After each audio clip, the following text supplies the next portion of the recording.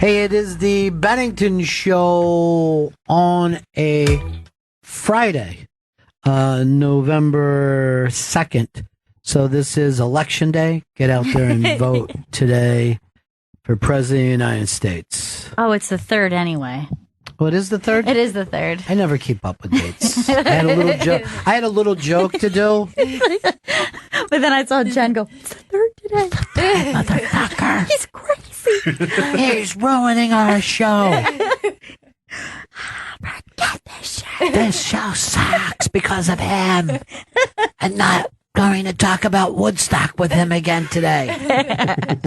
Coming up at 2 o'clock, you will hear an unmasked that we're all very, very proud of. And that's a celebration of the movie Gilbert, about the life and times of our own Gilbert Gottfried. He'll have his wife with him, Dara, who plays a very big part, not only in his life, but of this documentary.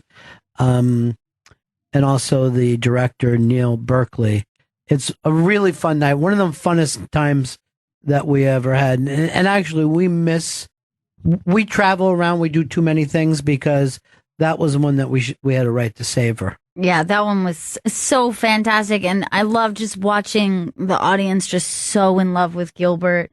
And every story that Dara and Neil told about Gilbert, I mean, they were just... It was great. It was a great night. It was really, really fun. And Gilbert opens today in New York and LA is the premiere. And then it's going to roll out around the country, and we'll keep you updated on that.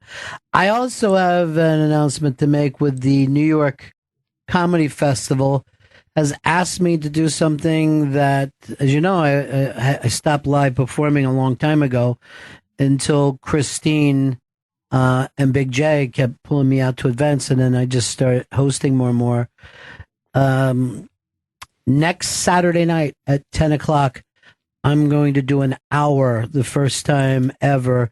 If you'd like to come into it, go over to the iBang for ticketing information. They'll hook us up, and I'm going to go and do something that I'm calling crowdsource at the stand. It's 1 hour with Ron Bennington. So this could be a great time for you guys to start clapping. Yeah, are you all in shock? I can't believe it. Yes, that's awesome. It's so fucking cool. I wouldn't be doing this if it wasn't for you guys all here. And even though I know Chris is running around booking something else for us right now, Vito is sitting in for him.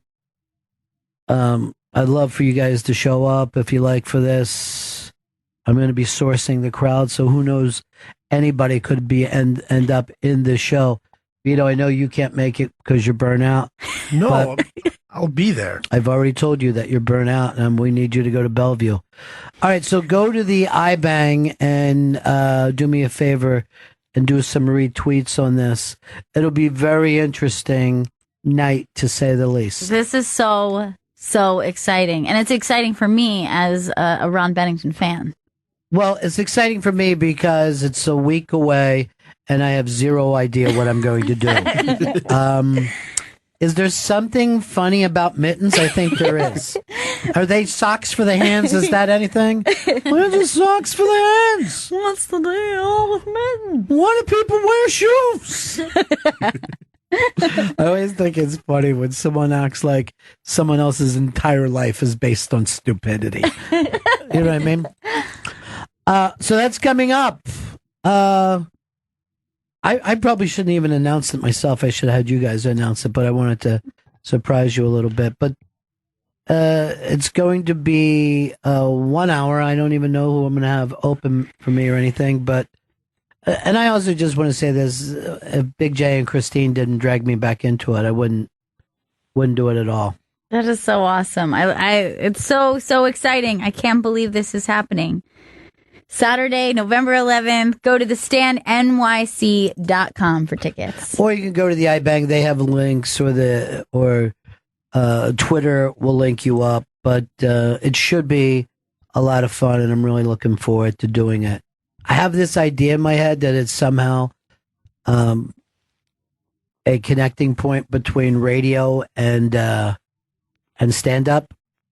but I don't know whether that's true at all. This will be somewhat of an experiment. And most of the audience will be asked to take off their clothes. Because I figure that should take up some time. Part of it is I'm just going to teach Vito how to throw a Frisbee. He's from a different generation. He's played the Frisbee Game Boy, but he's never actually played Frisbee. Back in my day, we used to play real Frisbee. Gail, I have a surprise for you. It seems like we have a couple of creative people on this show. Our own Vito and Jen have come up with a box that's up on the iBank What? today. Yes. This is full of surprises today. And this box is sponsored by Ron Bennington's Crowdsource show. Ron Bennington's Crowdsource. Ron Bennington, crowdsourcer. So tell us the box, because I told you guys not even to tell me what it is. So it's the Mighty Mustaches of Comedy. Top 10 list of the best comedians and people in comedy that have the best, craziest mustaches. Now, I love it. It's a very, because I know this is Movember, and I don't know what that has to do with mustaches, but For I believe that it is a charity thing that people do, that you don't shave your mustache for all of November. Is it big outside of the Today Show? I don't know how. I mean, I remember like coworkers were doing it of mine like a long time ago, when they were measuring each other's mustaches, and at the end of the month, everyone compares the mustaches. So these are comedians who just live the dream full time. These are full time mustache Let's see if me and you, Gail, can guess. And we'll go back and forth, because right now is the time of the giant beard. Yes, for it is. It's for both comedians and baseball players. It's a bearded world out there. It is a very bearded world, which is weird in the summer. I totally get it in the winter. You know what I mean? I always used to grow a kind of winter goatee. Yeah. But now, because that picture has followed me around at the stand, because they took a picture of right. me, They're bugs me a little bit. You're just like, I'm not a full-time goatee guy. Yeah. You caught me in a moment. And I will tell you, because my goatee comes in somewhat white, I look like the snowman from Rudolph the Red-Nosed Reindeer. Other people will not agree with me, but every time I say it, I'm like, well, Rudolph is not able to get back to the North Pole. All right, do you want to go first? Or do you believe is on the top 10 list? I have a guess. It was the first name that came to mind. Also happens to be one of my favorite comedians. There's no way you guys didn't include a Paul F. Tompkins. Paul F. Tompkins is on the mustache list. Yes, I knew it. Now, not only would I say that he belongs on the list, for me, nobody looks better in a mustache. Like, we're all supposed to joke about people with mustaches, and you know, me growing up outside of Philadelphia, this was a requirement the second that you could grow a mustache. Yes. You had to grow a mustache right away, not a beard. Yes. Because everyone in Philly had and still has mustaches there. He looks fantastic. Oh, and he's a Philly guy. He is a Philly guy. He's a Philly guy. But he looks better with a mustache I mean, than to be anybody honest, else I know. I feel like his mustache is very reminiscent in style to a young Ron Bennington's mustache. Like, I feel like when you had a mustache, very similar look and shape to the Paul F. Tompkins mustache. Again, it's an inbred thing about the Philadelphia area. What would you even call that? Does that kind of Chevrolet mustache? That's what it's called. a Chevrolet mustache? Yes. Yes. Wow. So a Chevron mustache. Chevron. Is Okay. it means it's thick and wide, and it's usually worn like right at the top lip, the upper lip. So it like, see how his is like covering his top lip? Yeah. Yes. So it goes all the way down. It's not yes, like that means I'm not particular about my mustache. I always thought of this as a fireman mustache. Firemen will keep a mustache, but they're not too particular about them, you know? Yeah. There's a lot of guys that just wear mustaches on just the... And I don't want more work, you know what I mean? Right. You don't want to have to be shaving a creative shape. The whole point was not to shave. Right. That's the whole point of growing facial hair, not to shave more than you would and have a straight razor all day. This is a guy that we brought up not too long ago. know if he's ever been without a mustache, but I know you guys must have put Steve Harvey on the list. He is on the list. Now, put it on the board. now, yeah, let's see mustache. Oh, and she looks over and just says mustache. Like a lot of his stuff is just repeating things rather than being a joke. I'm reacting. Steve Harvey also.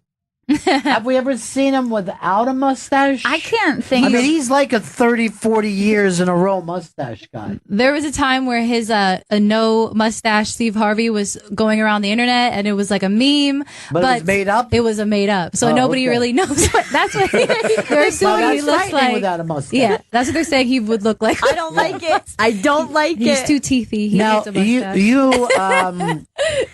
Jen, I know that you understand black culture more than Yeah. any of us. Black men wear a mustache better than white men. That's just a known fact. I think it's their confidence and the swag just pulls it off. Okay. Yeah. Gail, you're next. By the way, you can follow along over here at the iBank. Gail and I are not looking. All right. No. This is I'm like tricky. Like, do you have comedy type people? Like, would you put like John Waters in there, or you? John Waters should. John Waters was not on the list. Okay, that's fair because that's not. Maybe it's a different. He's not Different type of necessarily. yeah. He was comedy I love director. I love John Waters. I remember when he came in here; it was awesome. Oh yeah, and he does what I call too much work mustache. I would not have a John Waters mustache. And if you just only met him once and someone left and the cops came up and they said the guy you were talking to, did he have a mustache? You're like, I'm not sure. I don't know if that was a mustache. I think I have another iconic Okay. black comedian. I don't know whether I've ever seen him without a mustache. I'm saying the great Eddie Murphy. It's got to be on your list. He is on the list. Yes. And he wears his very much Steve. And But he has a part in between. Oh. He does have Yes. a mustache. So that part. style is called an English part. the part in between. Well, you know what? Some people can't grow right in here. You know what I Oh, mean? yeah. And it creates a natural Oh, part. that's Some weird. people will shave it, but right here, sometimes people just have that. Yeah, like thing. look at this one, like that image of him there. You could really see the gap. It's very Yeah. pronounced. Now, I don't think I've ever seen him without a mustache, and yet I know he's played women. He was in In the movies. movie Norbit without a mustache. So Norbit didn't have a mustache. See, I Yeah. can't even imagine what he. You don't want to. Oh yeah, weird. Very He looks weird without it. He Don't looks like like a it. nerd. Get away from He's me. a nerd without a mustache. Yeah. His mustache has evolved over time. Like he's had different kinds of mustaches. Sometimes he just has the stash. Sometimes he adds on that little tiny goatee bit. All right, we are how far into this? We are Three? three people in. All right. So All right, so I have one. I don't know if you went old school, but are we going with a Groucho Marx mustache? Oh, You yes. have to. Yes. You have to go. You could without those how could we not include the fake glasses mustache? Oh, yeah, the fake. No, yes, that became a signature Now, look for people. I'm going to tell you this before, maybe even before he could grow a mustache, he would just put black electrical tape over his lip Oh, and his really? eyebrows. Yeah. So you'll see some of this stuff when he was very, very young. And it's an amazing look. And he would have The shape is. he had so many brands: the eyebrows, the glasses, the mustache, the cigar, and the walk. This is just insane shit. This is during his You'll vaudeville see- days. Yeah, you'll see him when he's older. It's just a nice regular man's mustache. Yeah, it looks But nice that's actually. definitely grease paint. Oh yeah, that's Yeah. terrifying. Because that's But yeah, he grows into a nice Yeah. gentleman's mustache. You're right, and I guess he like spent his life like it. It must be like this makes sense. Let's be honest. All right, we're 4 into this. Yes. And I'm ready to admit we're already in trouble.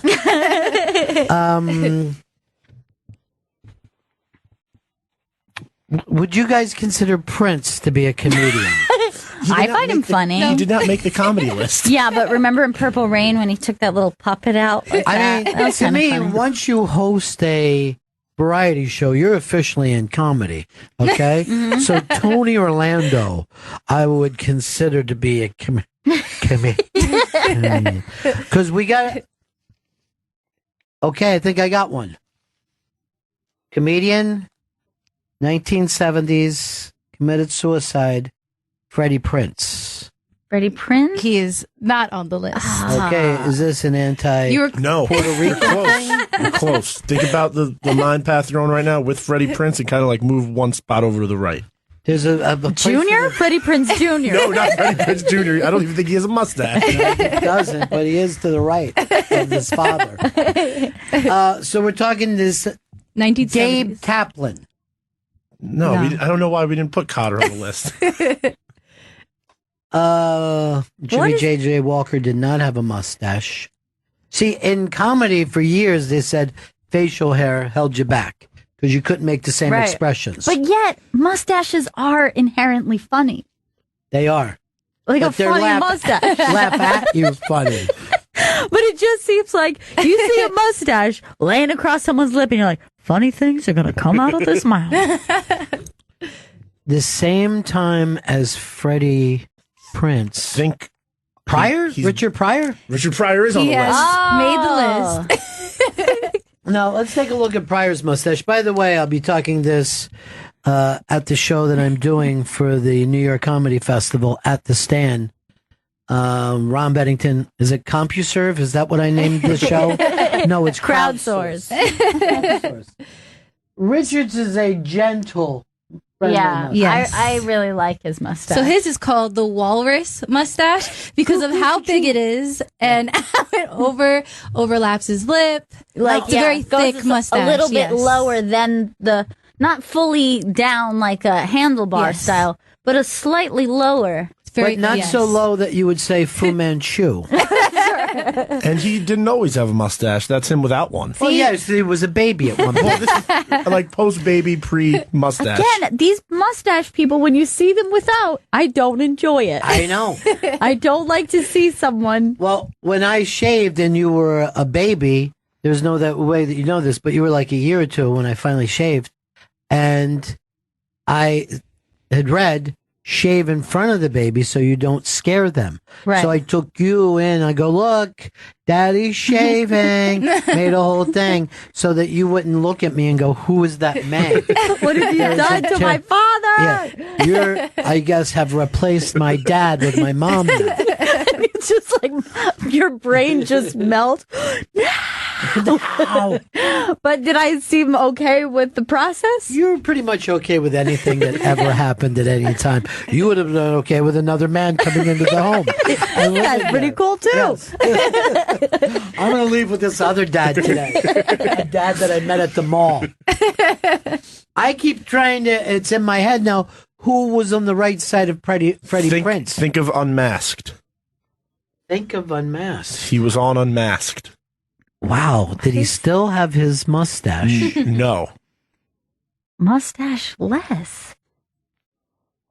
I don't know who this one Was is. I freaking out? Like, this is the first time I've seen you without. You had done another Unmasked where he was a part of it as well. And he's not had a mustache. He's not had a mustache for a while. I don't know who we're talking about here. I might have overstepped on the right of Freddie Prinze. Yeah, I'm so confused. Maybe you did. Maybe Is there you should another just tell hint? us. It's Cheech Marin.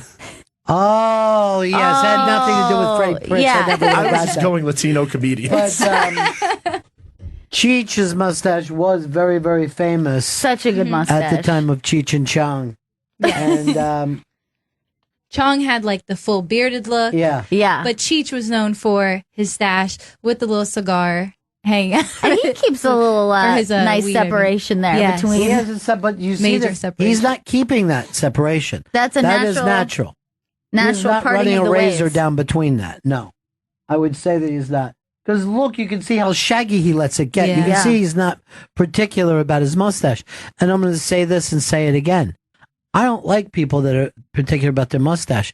I prefer that Teddy Roosevelt, Yeah. David Crosby, you just let it come down as far as it wants to come. That's two separate mustaches on any other person. It's a very good call. That is two different things. I have one done with the other. By the way, when I was a kid and I threw a Halloween party, I shaved off half of my mustache and sat there, and the other side was bushy. And it took some people hours before they noticed. Oh my God. Other people came in and go, "What the fuck did you do to your face?" But other people were just like, "Oh yeah, so you shaved half of it." Oh, that's really strange. Yeah. Like, I would feel weird about myself if I had done that. Vito, try it one day when you shave the beard. When you shave the beard next time, just shave half the mustache. Although they might notice because the beard's gone. Yeah. But do you ever notice, like, Chris shaves every 2 to 3 months, and we never notice when he does? No. It never do, because he never gets the thickness. Vito has a thickness to his.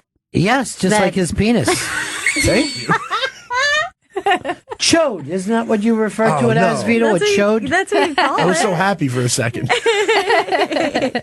I let the beard grow for like a month, and then I get tired of it and I shave it down. But nobody ever notices that I trim it down. Well, I know Chris is busy.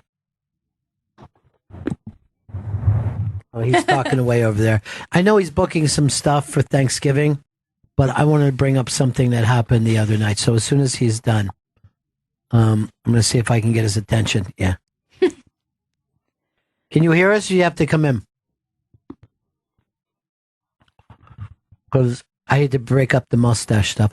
Gail, why don't you plug my gig coming up next Saturday? It's next Saturday. Not this Saturday, next Saturday. November 11th at 10 p.m. at The Stand, part of the New York Comedy Festival. Ron Bennington, crowdsource at The Stand in New York City. Go to the ibang.com for tickets. Chris, I just wanted to tell you this very quickly. And Okay. I know you're working on stuff. Yeah. But so the other night when we were doing Gilbert, we're going to be playing that at 2:00 today. I just arrived and I'm standing out front, and there was this I found her to be very attractive, but heavily New York accented girl who was working the door, and she comes over to Vito and was going, "What were you telling me about that other thing?" And he's going, "What? I wasn't talking to you." And she thought that it was Chris. God damn it. I was laughing so hard. And then and Vito got a big kick out of it. And then Gail said to me, "Yes, Vito loves it when people confuse them, but Chris hates it." Your mic is crazy. Is it fine now? Yeah. I despise when people, Pamela Adlon was totally freaked out. She just started pointing at me and then pointing at Vito like we're some sort of freak squad. You know what? Vito and I do not look that much alike. It is weird, man. Like, we work together and we look alike. Like, admit that it's weird. We don't look that Even much alike. my mom says we look alike. What does Leslie know? What I Her look own like? son? Yes. Out of everyone.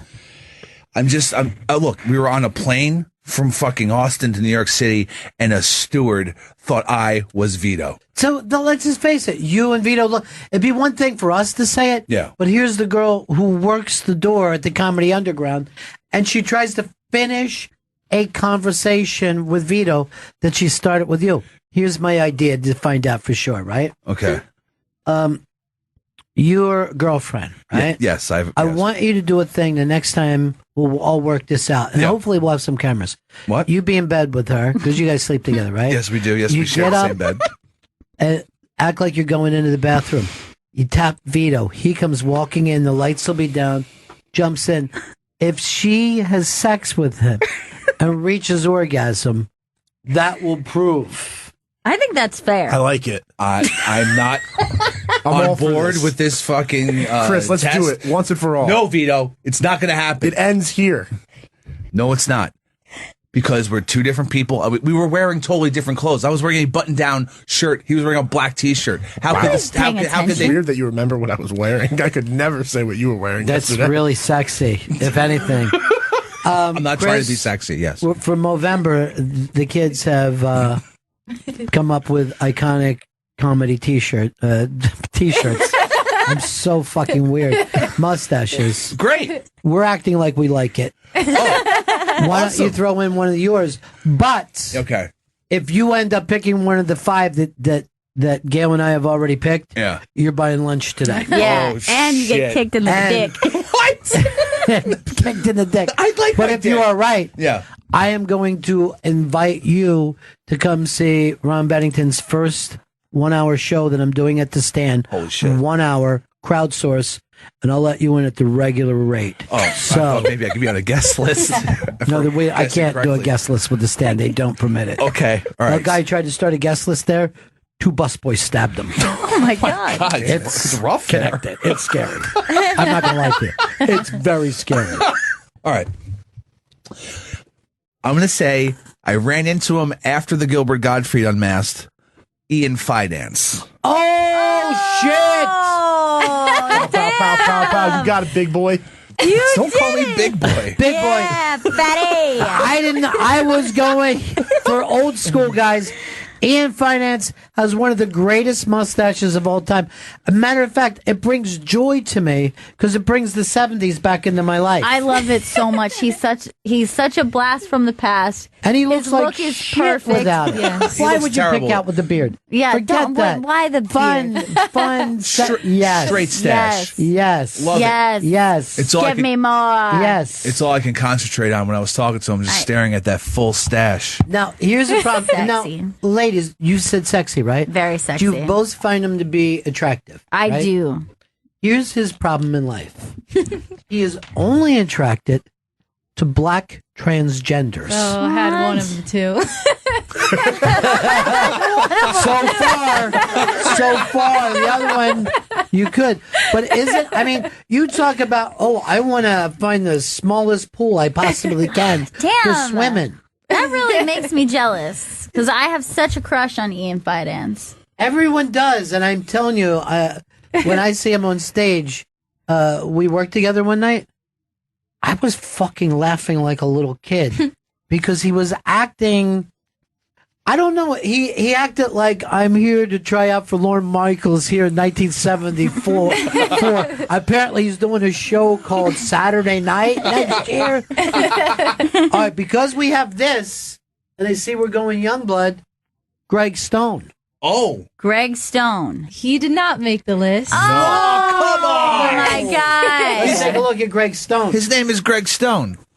That's good, Chris, to bring that back. Looks like getting Ian Finance. I'll be seeing Ron Bennington crowdsource at the Stand November 11th. Is it not thick enough? Is the issue? Is that It's why the, he didn't? it's the thickness. The thickness. He usually does it with a little beard situation, a Not shadow. always. No, he rocks straight stash. Often. All right, look down there. There's a lot, by the way, if you have a common name like that, there's a lot of other people's pictures instead of yours. I It's annoying. can't do it. Yeah, like this guy doesn't have any kind of mustache. That's not Yeah, Greg he's Stone. hysterical. All right, Greg I'm Stone gonna- is out. I'm So gonna- we're up to 6 now. But keep We're it, up to keep it 7. young right now. Keep it 7? young. Yes. Keep it young. Keep it young for we got one. All right, We got one young I have out there. I have another guess that is young. I got it too at the same time. Is it Mateo Lane? He makes the list. Yeah! Mateo. Dash. It's an He had to. unbelievable mustache. Yes. Perfect. Let's take a look at Mateo. Yeah. It's such a good Look Iconic. it! Iconic. Now, he also will grow Oh, a it's so great. beard sometimes, but he shouldn't. He should No, just. he's And good. sometimes it gets so big, it's almost handlebar. Yeah. But he also does like almost like a Freddie Mercury style, which is I always appreciate. And then he can sing like Freddie Mercury. Yeah. It's fucking crazy. There's only a couple people in history who can sing like Freddie Mercury, and one of the guys that can decides to do stand-up. I don't understand that. It's odd. I have another guess. Holy shit. Yeah, I'm bringing it hard. Oh, wait, were you looking it up No, I'm online? not. you I'm looked. I just saw him touching his phone. Where I Yeah, got. yeah, let me guess it. John Waters. we Iconic mustache. fucking guessed that already, and it wasn't on the list, dude. Kick in the dick time. It's time to kick. We'll kick his dick. No. It makes him sick when we kick his dick. Yes. Come here. Bring it over here. Oh, I Here's don't. the funny thing is, All right. he's one of the few guys that you could kick his dick easier than you could kick his balls. Why is that? He's got the tiniest balls. I don't think they've dropped yet. They're so. I talked to his doctor about it, and the doctor calls me out and goes, "Mr. Bennington, you're his next of kin." I go, unofficially.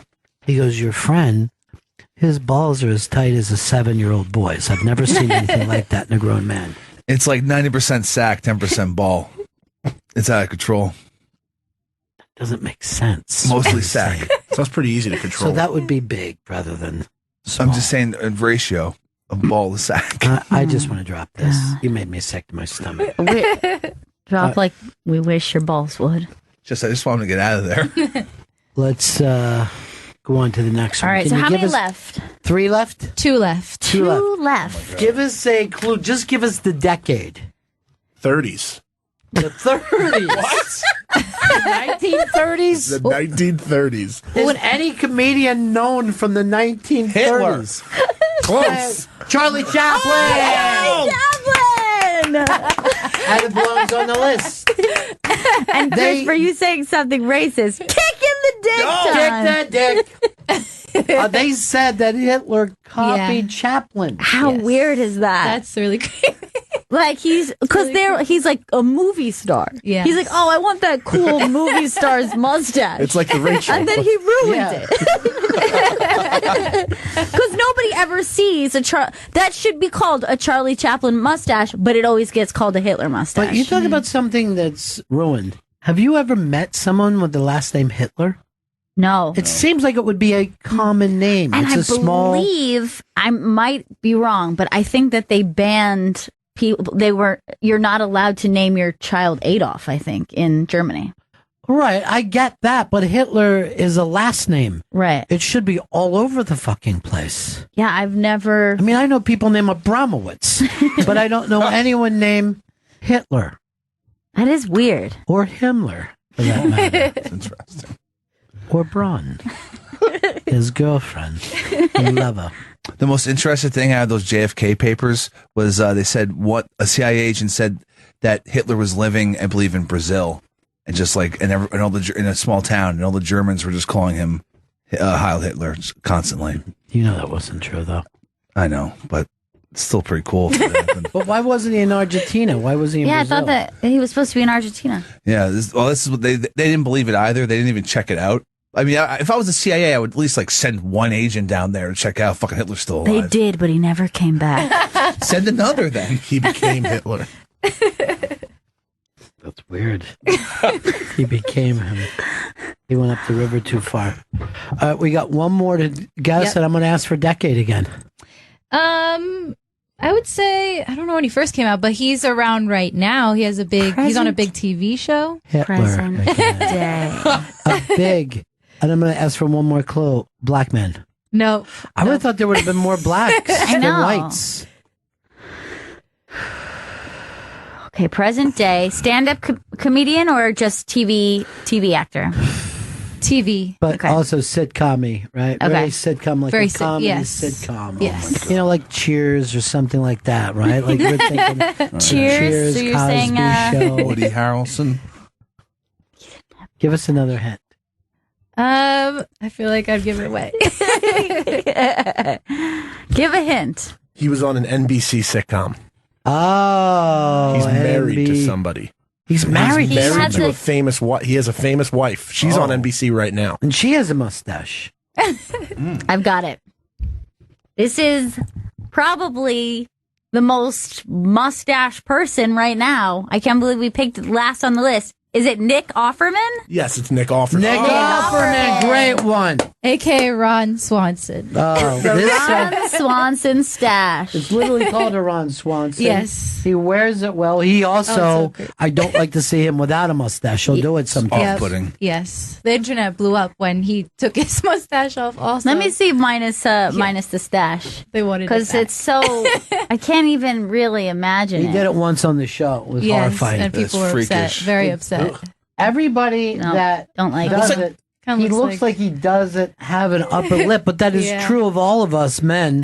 Yeah. If you don't pay attention to it, but we just get used to it. He looks Yeah. like Steve Bannon without Yeah, the that's mustache. He does. Chris, come on, let's not get political. I'm not all trying. I'm right? just saying. He just How looks about like one day we don't get political? All right. I'll tell you where I'm not going to get political, and that's my 1 hour that I'm doing at the Stand next Saturday night. Please go to the iBang or directly to the Comedy Stand to get yourself tickets. It's going to be a historical night. And part of the New York Comedy Festival is Ron Bennington Crowdsource at the Stand Comedy Club in New York City. Go to theibang.com for tickets. Yes, it's going to be a good time. Well, do you remember yesterday when Millhouse kept asking me about, do you want to do, he could put me on a show on a Saturday night? And I was like, I got to wait and see. Mm-hmm. This was the thing I was waiting to see. Oh, that's what it was. Yeah. And I didn't want to say, because it would have been fun. Millhouse puts on really, really great shows. But, what am I going to do? A 15-minute set like some fucking hillbilly? You know what I mean? Or am I going to come down out of the hills and live in a penthouse apartment? Penthouse 1? Park Avenue. Vito, I know you're going to the movies next weekend, so you can't make it. No, I canceled Bellevue. I made time to go see. You don't get to cancel Did I Bellevue. tell you what movie I saw yesterday? What's that? Ready Player One. Really? What? It came out? Mm-mm. You got a screening? Yes. How was it? I have signed a paper that I shan't talk about it. Come on. Can you trade Chris his non-disclosure thing, and he'll tell you his settlement, and you tell him? If he tells me the settlement right now, I'll be glad to do it. I would Because love. we could use your settlement money to. If I break the non-disclosure, then all the settlement money goes away, so I can't do that. I think it's I fine. was told that if I gave anything away, no one from Sirius would ever get a press screening again. Oh my! That's ever? how secretive this was. Damn. Seems like it's too secretive. I mean, the movie's gonna be fine, I'm sure, but You want a fine? Please. Is that how low you're coming in? it's gonna be amazing. Do you want a hint? Everybody want a hint? Yes, I Yes, would please. like to. Yes. Now pay very attention to what I say here, because I shall only say it once. Okay. Give me the beat, boys, and free my soul. I wanna get lost in a rock and roll, and sleep the way. Give me the beat, boys, and free my soul. I wanna get lost in your rock and roll and drift away. The beat, boys. My soul, I wanna get lost in your rock and roll and drift away. So there it is. That told me everything I need to hear Yeah, good. to know. Yeah. Start sleeping out now. That's what I'm saying. And it ain't a cool news way. That's all I'm saying. Coming up at 2:00, Gilbert, the beloved Gilbert Godfrey, his Unmasked, his movie debuts tonight. I am not stuck by non-disclosures to tell you that it's fantastic. It's such a good show, and I love Gilbert. Honestly, the stories that were told are just so fantastic. I'm gonna also give this away and say I was talking to Liz, Mm-hmm. and she says that sometimes Gilbert just stops in at the Comedy Cellar to have ice cream and then he leaves. That is so cute. It is so adorable. I was surprised to see Gilbert drinking wine. Yeah. And then he's like, to me, he's like, can I take the wine down here? I'm like, yeah, of course you can. I go, well, you can even get you more wine. He goes, no. And he just kills the wine. Yeah. And then we head downstairs. That's great. Which he acted like was too much of a drop. I started at the beginning of what he actually said. I was cracking up on my way to the stage. I didn't think of Gilbert as a wine drinker, but he is a happy wine drinker. It's good for you. Yeah. It's good for the heart, they say. Yeah. We got to go to break here. Chris, are you done your stuff? Can you hang around, or I would like to hang out if that's okay. Because it was weird not having you Yeah, here. it was a little strange. But But you were running fun. down stuff for Thanksgiving. Yes. And it was weird not being here, to be totally honest. So I feel better now. Yeah. It was the best show we've had all week. Oh, God. And everybody, I said to Vito, I'm like, Vito, why is this going this way? And he says, the lack of Chris. And I go, scumbag. do you honestly think it's this? He goes, trust me. If we take 2 weeks without Chris, you'll never want him back in here. And I go, why? And Vito says, because he stinks. Don't listen to him undermining It me, Ron. felt like those morning shows we used to have that you didn't show up to. That's so fucked up. I overslept twice. What do you mean with that? I overslept twice. That's all that happened, okay? 2 times. 2 times is a lot, dude. Yeah, but didn't he also do once for the afternoon He show? did one for the afternoon show. He did one where he missed the whole morning show, and then he missed like 30 minutes of the afternoon show. And like anybody could be late, but all the rest of us wouldn't think that person was dead just because they were late. And that's the problem when you don't show up. Yeah. It's not that you're not here. God knows you do almost zero work. Oh, what? But then we're like, who else is going to pay for the funeral? He doesn't have anyone. No, it's going to be the city. The city's going to have to just throw me in Potter's Field. Weird. Why is that weird? Because Potter's Field is from the 30s. It doesn't There's a Have a Potter's Potter's Field. Field. There's an island off the coast of Manhattan that they put all the fucking dead homeless. Do you have anything that isn't just conspiracy theory? He sounds like the mom from Stranger Things. Oh, What's wrong with that? She You loved sound her like kid. a woman. There's an island out there. Dead homeless people. There's an island out there.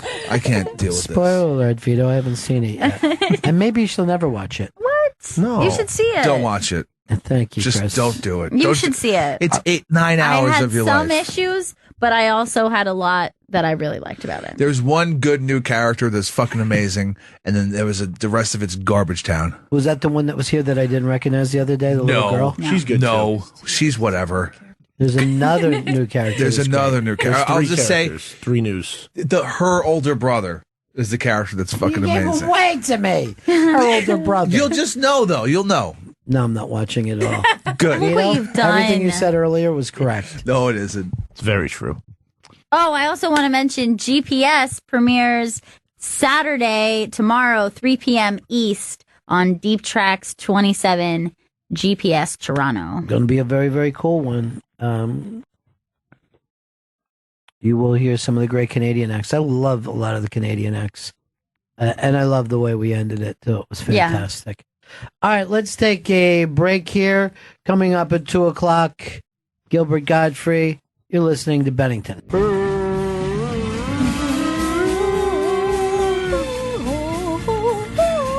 Bennington Show. Freedy. I love fruities. Thank God it's Freedy.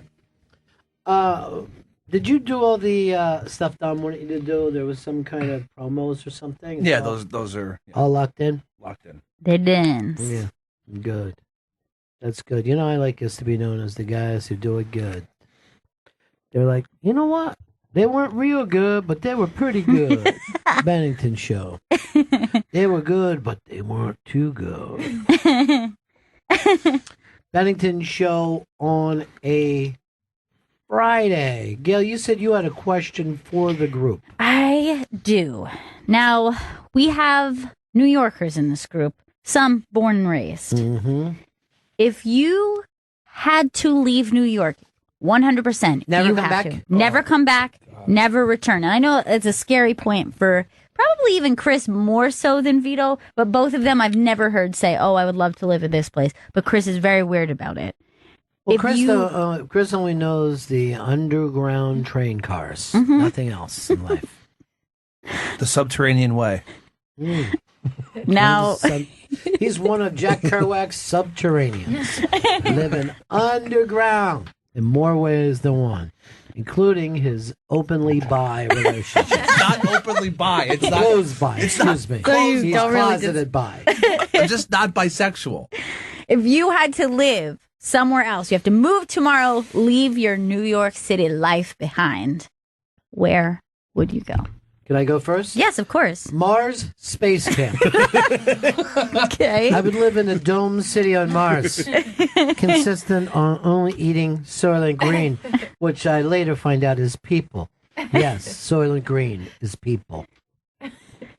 For me, I've lived in the city, I've lived in the suburbs, I've lived in the beach, never really lived in the mountains. And a lot of people say, you think you want to live in the mountains, you don't. But the mountains are so beautiful. They say you're always driving to get food. You're cut off sometimes with storms. That they say that even if it's a glamorous home, it's still rough living. I've heard that from a lot of people when I bring it up. But I see that could appeal to you, like as though you would just stock up on all your needs. I'm a stocker upper, yeah. And then just burrow there. I love being snowed in, and I love being rained in. Yeah. I love even a fire that surrounds the house. Wait, what? Cutting me You're off. taking it too far. You should go to wine country. I love like when there's an escaped psychopath who keeps me just locked in my panic room. Can't get enough of it. Now, could we anywhere in the world or anywhere in the country? Originally, I was thinking anywhere in the country, but if you guys want to open it up international, I will allow. I'm going to go next. I say, as of right now, after we just visited there, Austin, Texas, I could see myself living in Austin. And I love how different it is from New York. I think that, I know people are like, it gets so hot, but I think I would like it. Really hot. I think I would like it. And I like the desert. I like having access to the desert. Again, that's like a place I haven't lived before. That's a landscape that I don't normally get to look at. Mm-hmm. But you know, I'm a friend of going- mine had a dog, and the dog burst into flames. Okay, that's not good, but I wouldn't want that to happen to Birdie. Yeah. Oh, you're not taking Birdie with you. That Birdie No. is a city dog. She is. She likes her city life. I'm dying to hear what Jen has to say. Well, I love the city, so that's why I moved, around New York back home. So my next place I would move was probably LA because I like the bouginess of it. Bougie. Yeah, she a bougie bitch. So what part of LA would you live in though? 'Cause there's a lot. Of Hollywood, West Hollywood, West Yep. Hollywood. Yep, that's where I'd like to situate. I would live in East Hollywood, which no one ever talks about. Well, we've got, and we're building out studios there. West So Side? in LA. So there could be opportunity for you. Interesting. I didn't Yeah. know that. Yes, we have studios there now, but we're building out much larger. imagine West Yeah. Coast Bennington show. Yeah, I could imagine that. Me too. I am always surprised I've never lived in Los Angeles, California, home of the Doors. I know. It seems like it would appeal to you a lot. Well, it appeals to the film buff in me. I buff around film. I've fallen quite out of love with film now, but I still love the films that I love, but I'm not falling in love with new film. Sad for me. I'm hoping Harvey Weinstein is going to make some really great new ones. Oh boy. Why? What's wrong? Something's going on. Things have He's changed. in trouble. You got kicked out of the guild. Bad Do not touch. ruin it for me. I want to see it in the movie. Vito, I only see you in Sicily. I can't imagine you anywhere else. Somewhere where he has access to sauce and gravy. Yeah, he loves his sauce. He likes a little sausage in his sauce. I visited Chicago, and Again, heavy Italian food I area. loved it because one, you got 3 baseball teams nearby, so that's a fun summer. You can go vacation at the lake nearby. Chicago's on the lake. You don't even vacation on it. You live on it. So that's good. like us saying we're going to vacation on the Hudson. But I don't like the beach that much. I like the lake better, so that's perfect. And just when I went, But like, it's a great lake. It's the beach. One of the best. but it's not a beach like an ocean beach. It's a lake beach, which is way more laid it's- back. Dude, it is not. It's like pretty being at heavy. the ocean. You can't see the other side. In the summer, I always think that Chicago looks like Miami Beach. It is weird.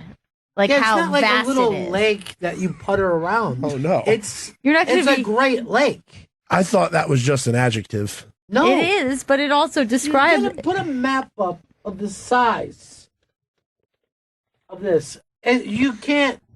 All right. You don't have. You have a zero feeling when you're in Chicago. Of, and the other side of that lake. Keep going back. You my get God. to Canada by the time you're on the other. Yeah. Now, like, Keep going. zoom out and like go look at like in comparison to like the New York lakes. Look at how tiny those are, and like It's a look at the Finger Lakes, and the Finger Lakes look huge. Or even look at what's the one where it's like by Vermont up like there?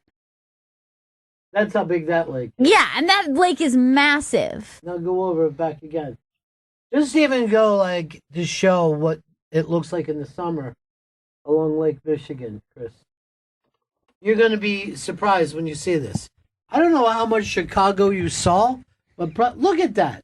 That looks like an looks like the ocean. ocean. That does look nice though. I'm still I'm still looking like I would enjoy this nice lake town. But it would be no different than if you went to the Jersey Shore. What's your issue then? Salt?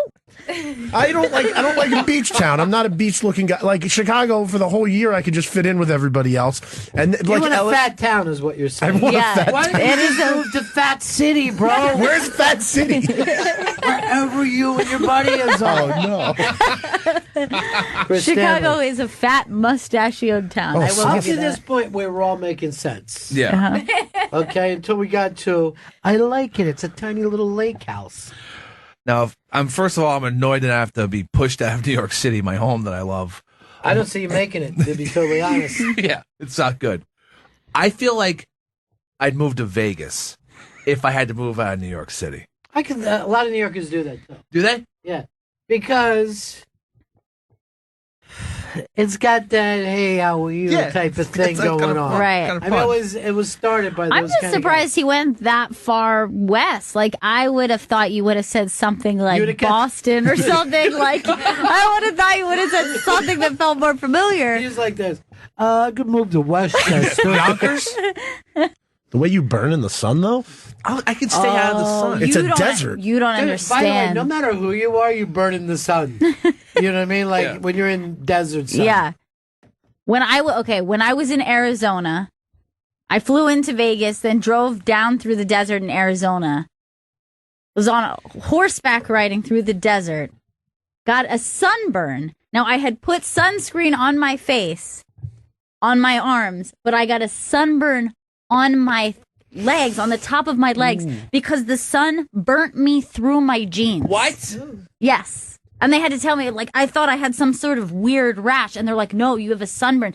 Did you put sunscreen on? I'm like, my legs that were covered by jeans? No, I didn't. I've never had to do that in my life. I didn't think that The was funny possible. thing is, people in the desert cover up more than we do.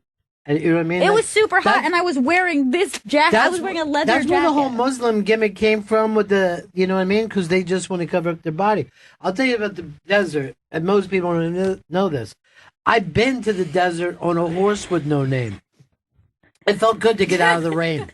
But in the desert, you can't remember your name because there ain't no one there to give you no name. Why didn't you name your horse? Ew.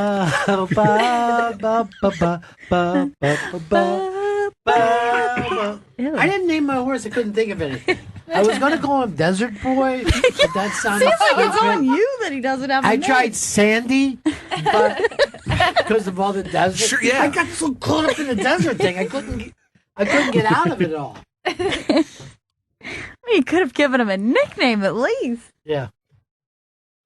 Then I was just going to call him Chicago Beach Town. Dude, there's volleyball leagues. There's beach volleyball leagues there. In Chicago, I'm not Yes. going to get involved in any of that, though. I'm just going to do the fat guy stuff, like eat, I don't know, go to sausage tours.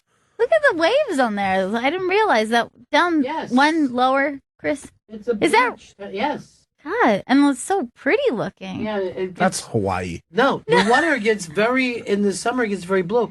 Now it's a cold, ugly mess. You know what I mean? Yeah. In the winter, it's brutal, the lake effect. But in the summer, look, they put up palm trees.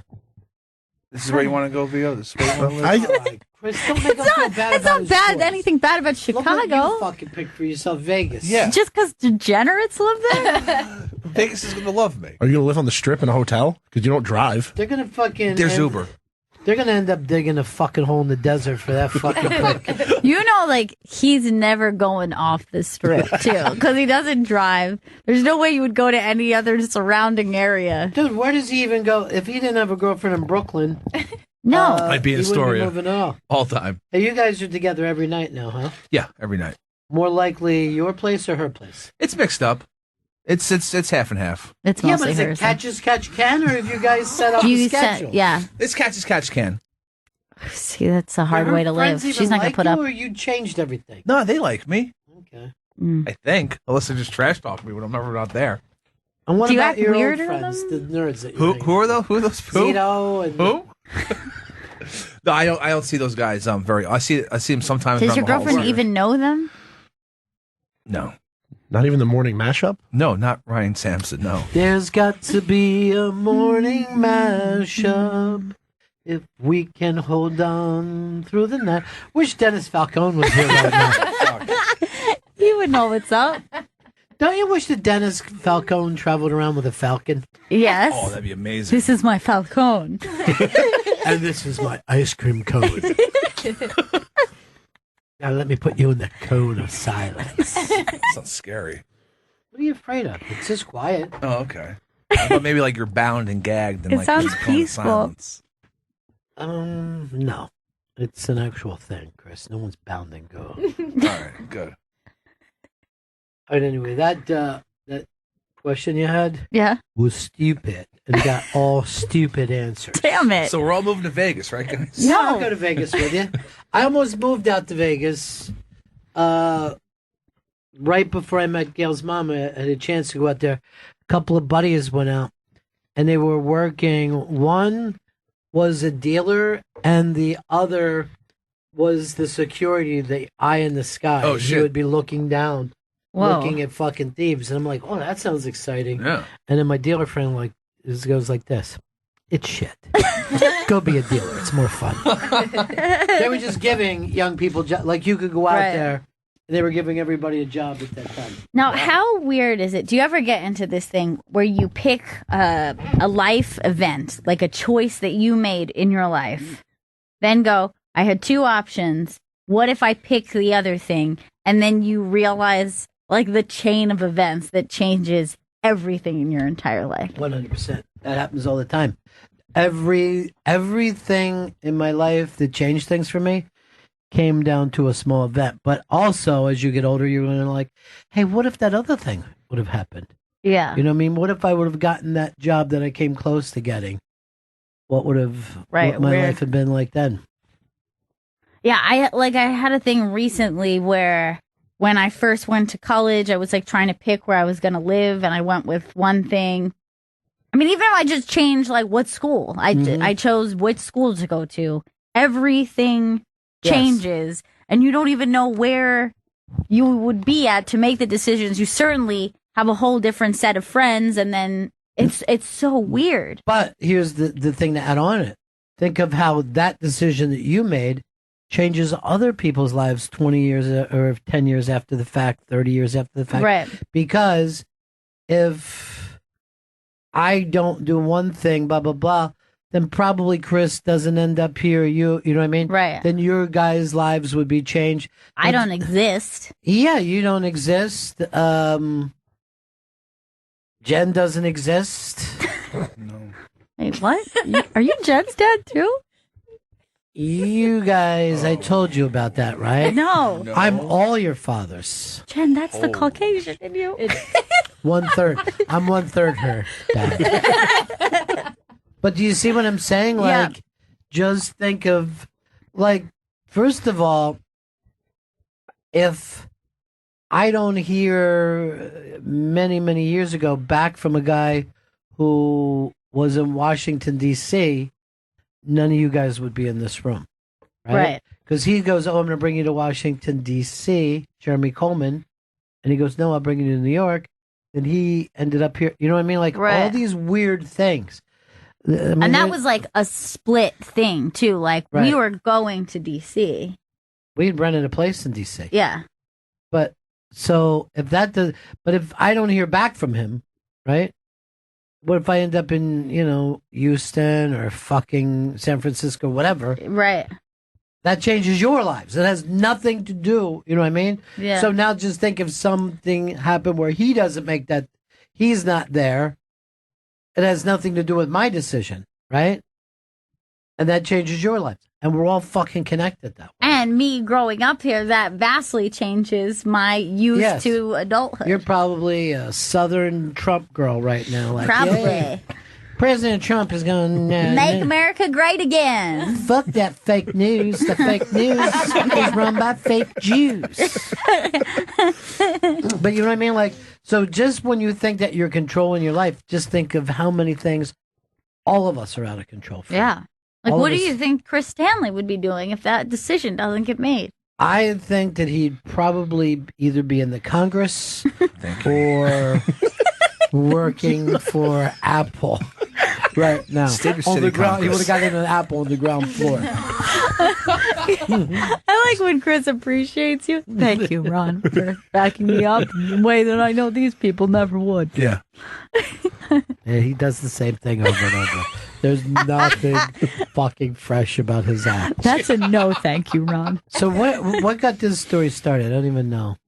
I can't It's about remember. fake Oh news. no, this was about us moving and how moving can make your. Moving on, baby, moving on from town to town. But like- Bad company.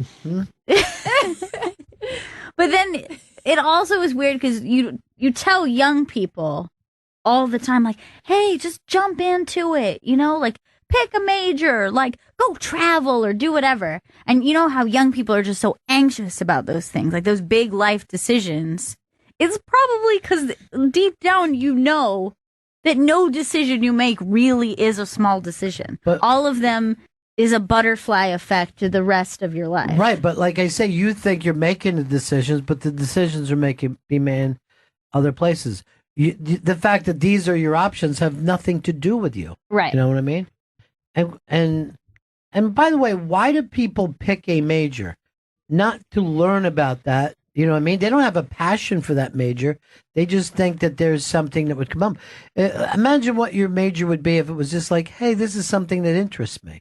Right. You know what I mean? That had nothing, that it wasn't tied to making money. If it was Right. just like, here are the subjects that you only got to scratch the surface on in high school, but now you can delve more deeply and learn more deeply about these things. Right. But how many times do people just be like, well, I'd like to have a career in marketing because I have an uncle who did that. And Yeah. again, is that your decision? No. That's things that just have popped up where you're going, I guess this is the best of all these options.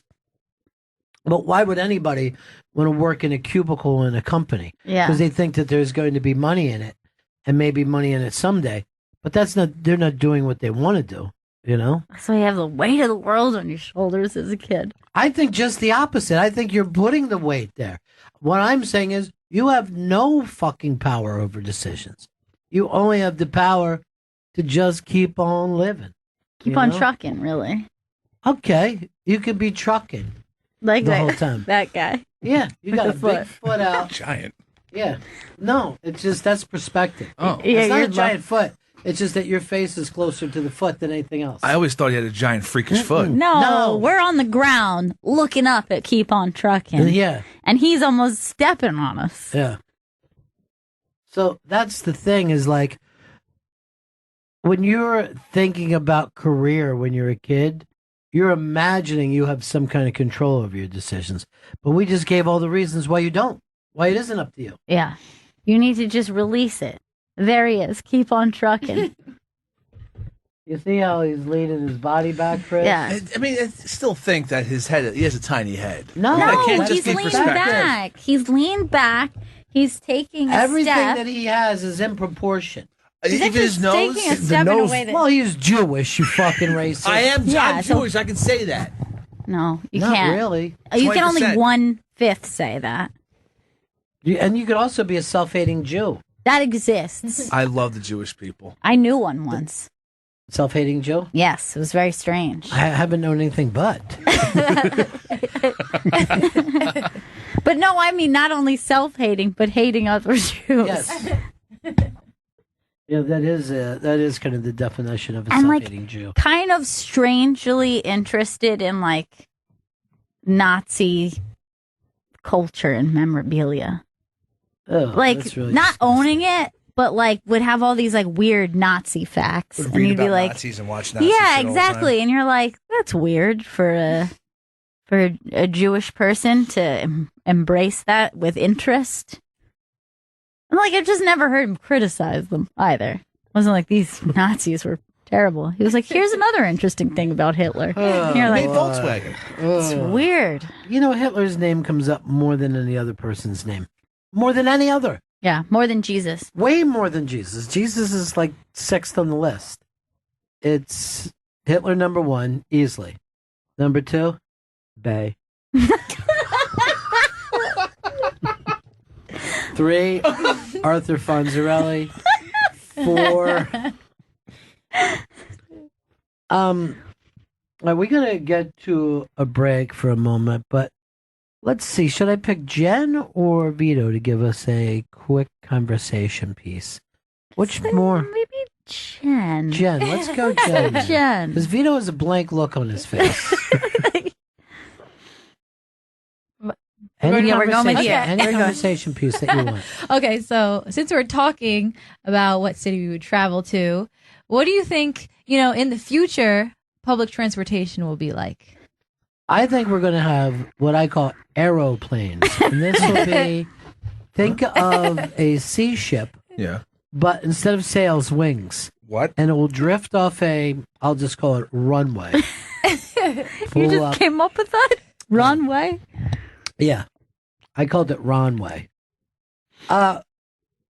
So this is the travel of the future. Well, I think I'm going to agree with the fact that driverless is the future. Definitely driverless is the future. Who knows how long it will take to get there? Months. But I think that we're headed that way. What about the Elon Musk super plane that gets you to Well, not the Hyperloop, but the plane that gets you It's there. a rocket plane. Yeah.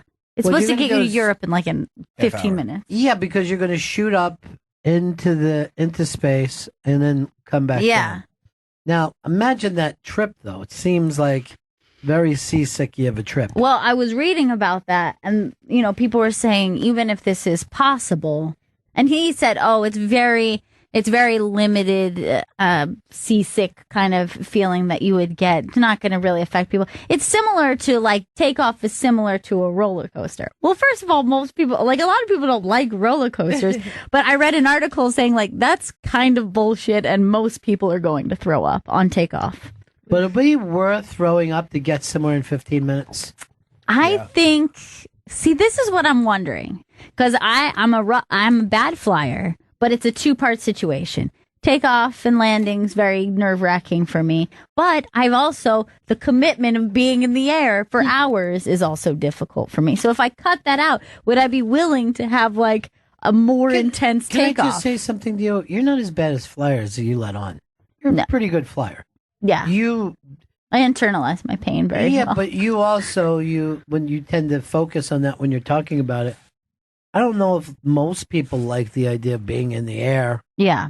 but we're just I guess this is normal. I'm just gonna ignore the weirdness of it. Well, what I try to do is focus on the amount of people who are just treating this like they're so bored. Yeah. And then I go, look at how bored everyone is. And I try to just match their boredom with this experience instead of what I really feel, which is this is an intense, surreal experience. And why aren't we all going, why is this happening? I actually do this all the time. I go like this to this stewardess.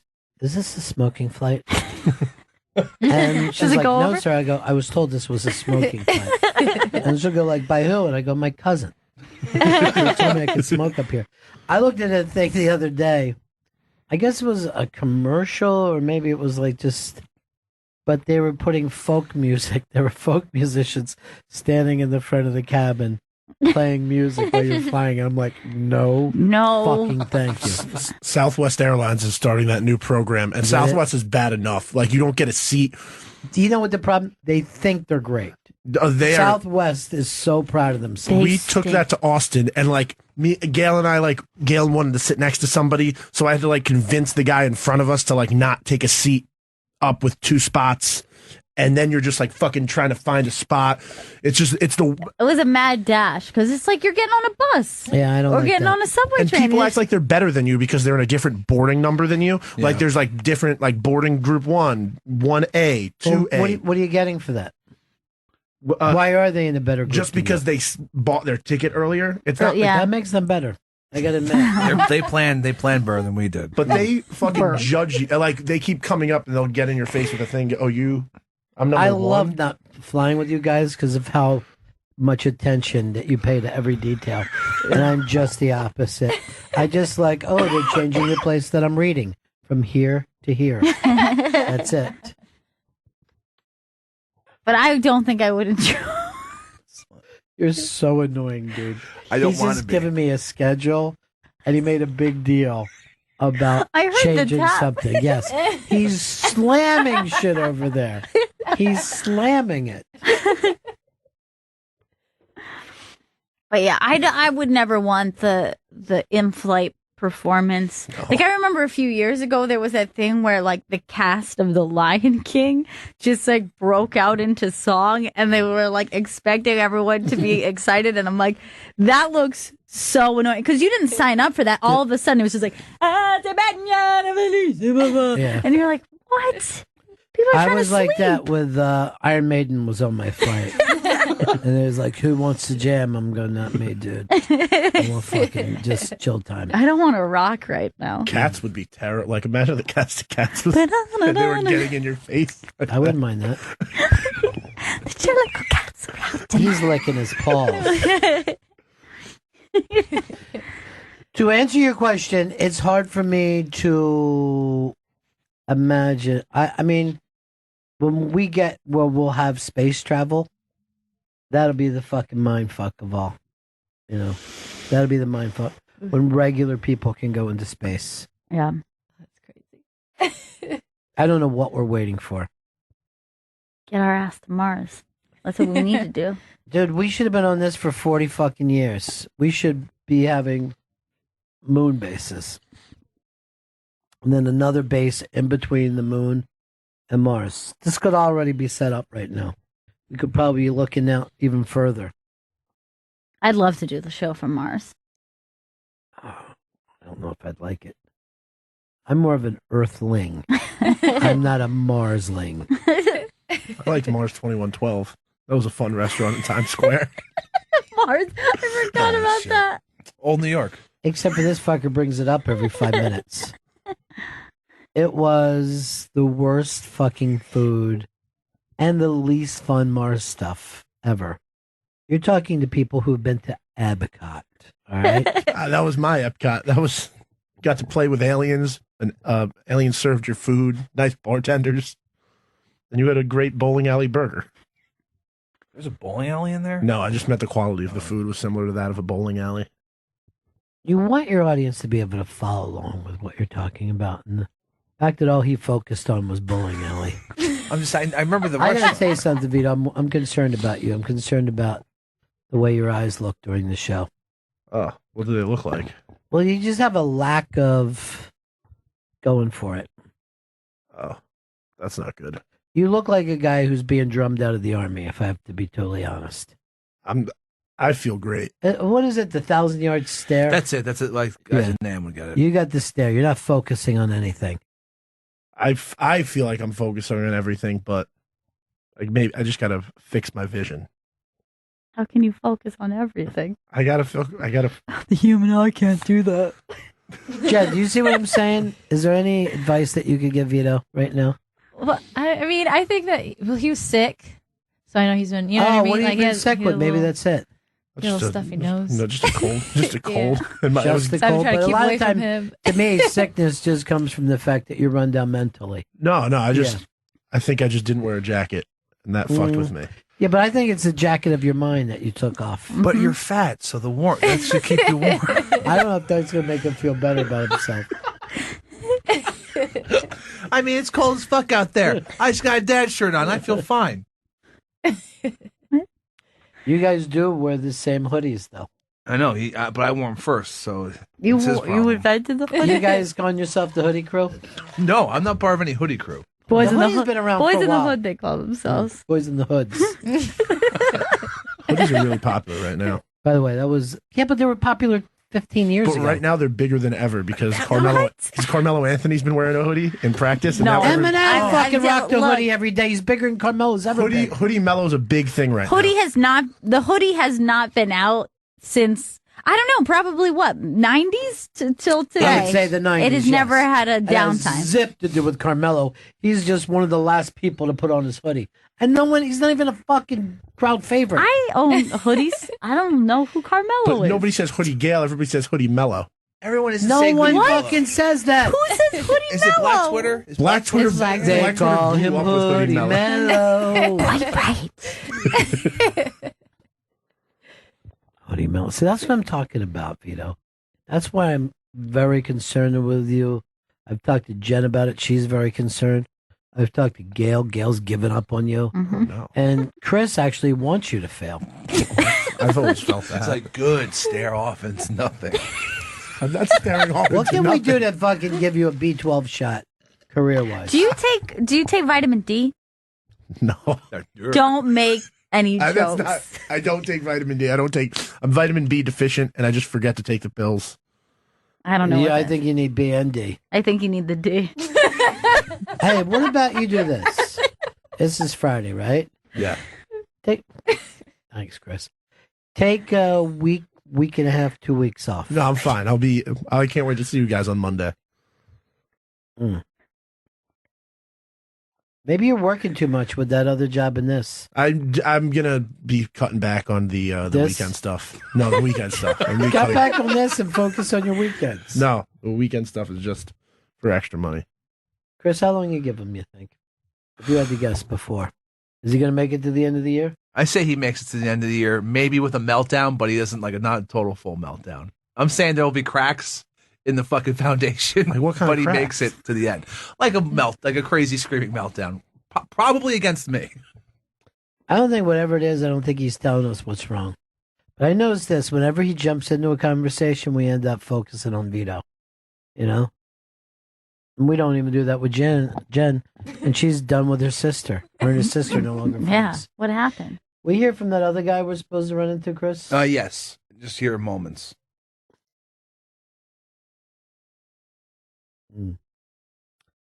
Well, we got to get ready for a commercial break right now. Unmasked is coming up next, correct?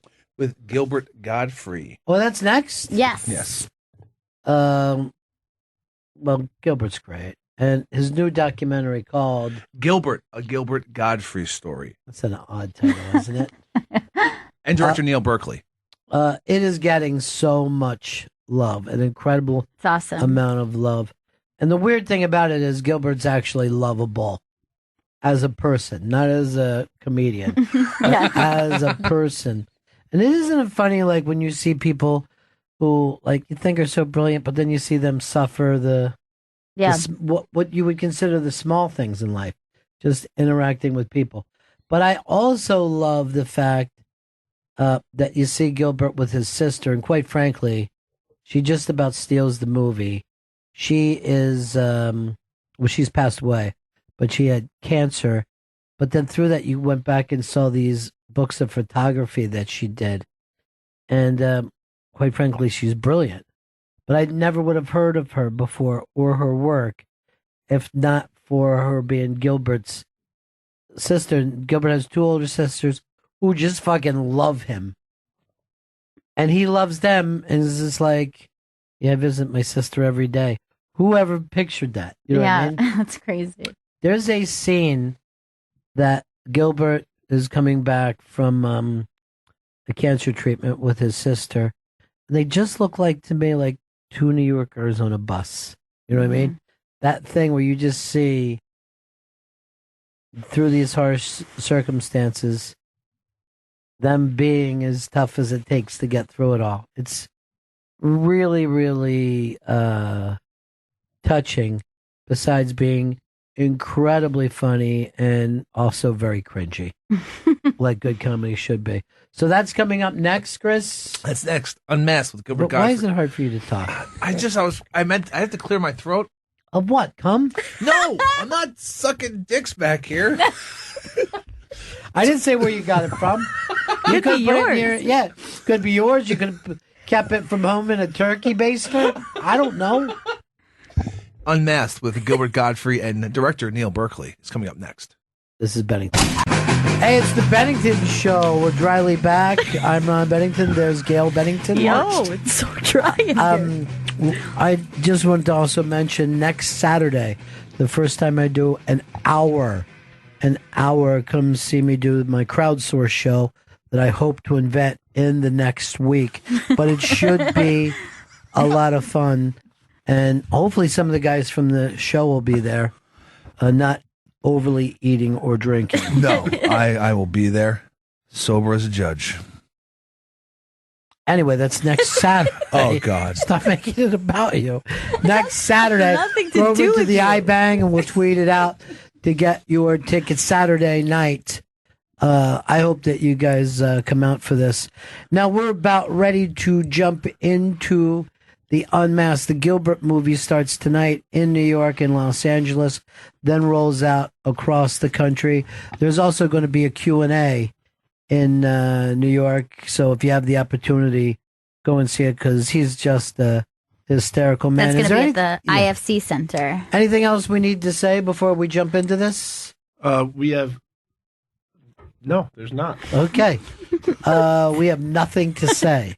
We have nothing So- to say to you other than this is a fantastic Unmasked. Enjoy that as Unmasked.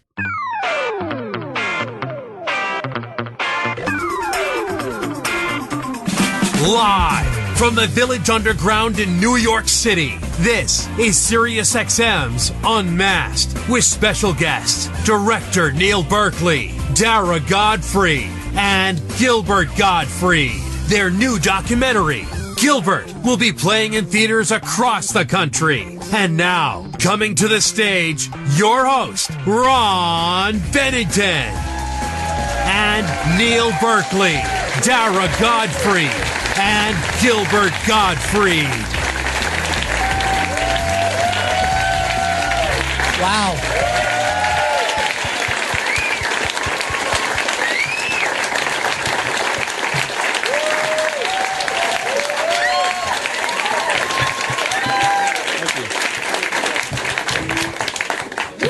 So great to have you guys here tonight. And my first question right off the bat is, how did they ever talk you into doing this, Gilbert? This is your personal life, which we've known nothing about. Wait, can Dara? All right. Yeah. Can you answer the question? It sounds like she shits on the movie a little bit, but I want. Will you? Well, basically, Gilbert really never agreed to do it. I'm basically, I never agreed, but I'm too much of a pussy to say, get away from me. But we also got to find out that's his entire personal life you have to be drug into. Wife, Yeah. children, home. None of this was planned. Yeah. Correct. No, but it's kind of a cool story, actually. Neil, well, you could start. And then, Yeah. So she's here. Astra Dorf is here somewhere. Where's Astra? Astra, you around? I had been talking about making a movie about Gilbert for a couple of years, and just saying to people, I'm going to make a movie about Gilbert Gottfried, and most people would roll their eyes or say it's a dumb idea or whatever. But I never. That's what Gilbert said. I never tried to call his agent or his manager. I never tried to reach out. And one day I was walking down 6th Avenue with Astra, and she said, "What's your next movie going to be about?" And I said, "Oh, I'm going to make a movie about Gilbert Gottfried," like it was actually happening. And she looked at me like she kind of panicked a little bit, and I said, "What?" And she goes, "That's so weird you said that to me because his wife is my best friend, and they live 2 blocks that way." And that actually happened. After never trying to do this, and so I had lunch with him the next day, and he said, "This is dumb. Don't make this movie. Do it when I'm dead or cured polio." And then 7 months later, Derek called and said, "Hey, just come out to New York and just start coming over and hanging out with your little camera, and maybe he won't notice that you're here." Well, I said, he was. I really respected Neil's work, and I loved his 2 other movies, and I really could tell how passionate and he was about Gilbert, and how I just really trusted that he would be respectful and really honor Gilbert. And I wrote a letter. Yeah. Yeah, and he wrote a letter on parchment paper, which I thought was really classy. But finally, I said Gilbert couldn't make a decision, and I finally said, "Come for 1 week. Try it, and if he's comfortable, Yeah. stay, and if not, then at least you tried. At least you tried." So, but we'll let Gilbert. The first time I went over there, Gilbert was. And Gilbert was by himself. Dara wasn't home, and I had my camera and a tripod, and the elevator opens up, and he's in his bathrobe with a cup of coffee. And I said, "Hey, I'm Neil. We met a few months ago. Dara said I can come make a movie about you." And he goes, "Oh." And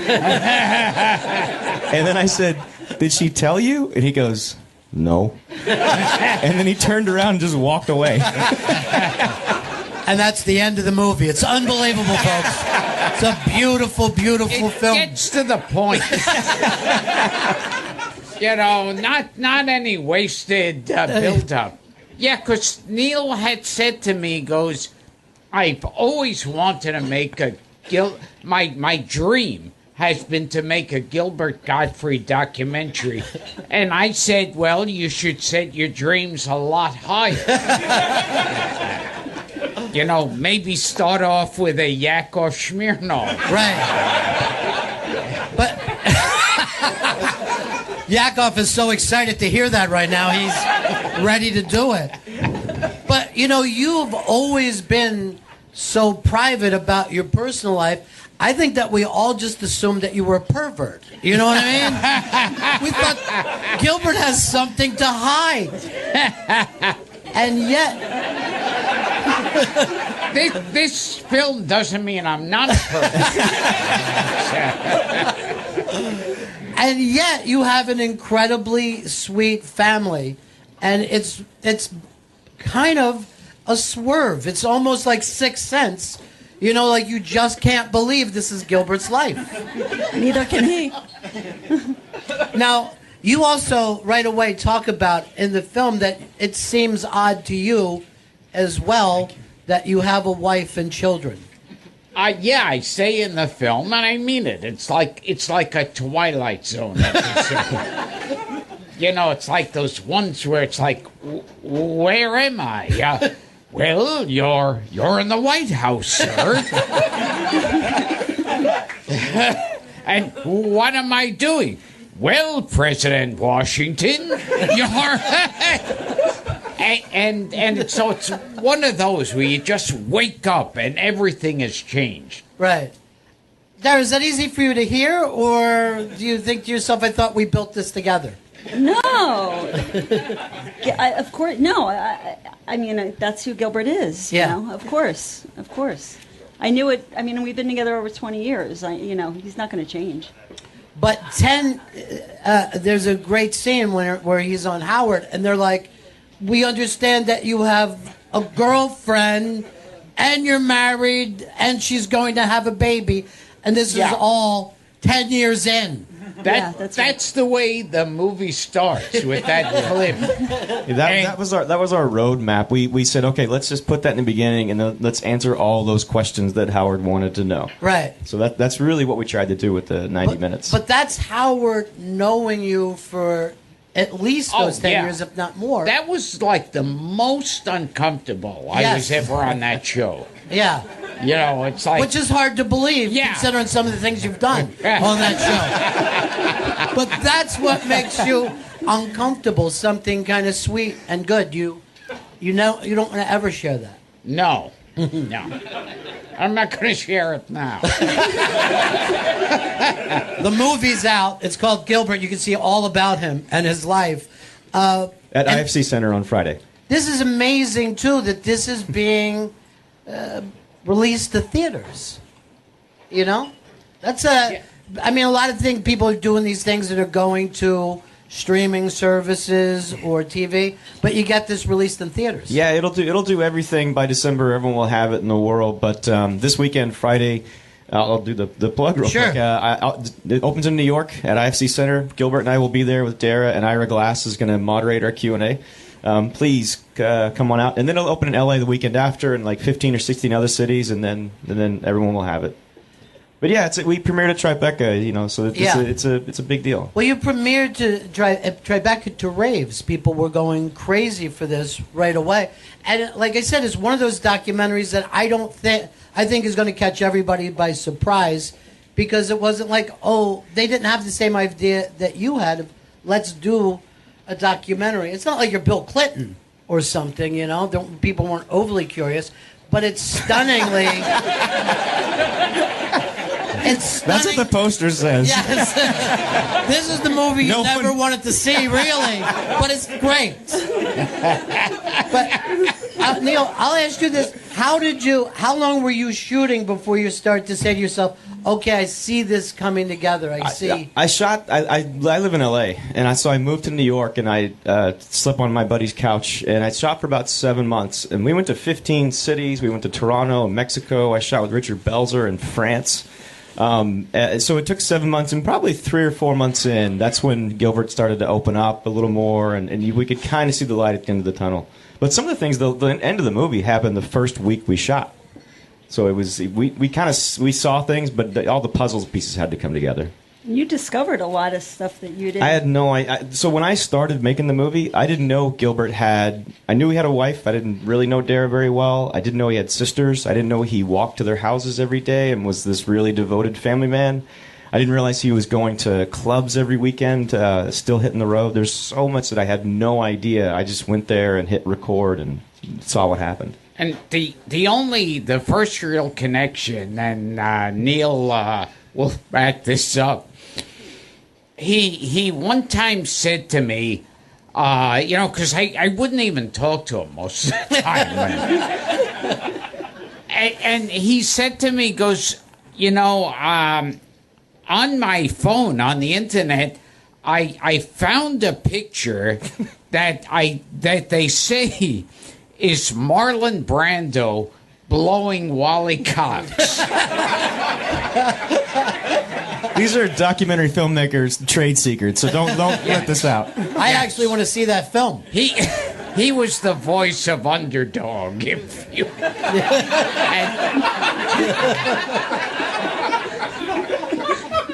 so he said to me, he goes, I said, you have this picture?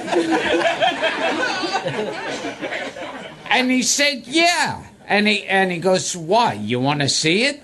And I said, what the fuck is the matter with you? Of course I want to see it. Brando sucking Wally Cox's dick? I mean, why wouldn't you open with this?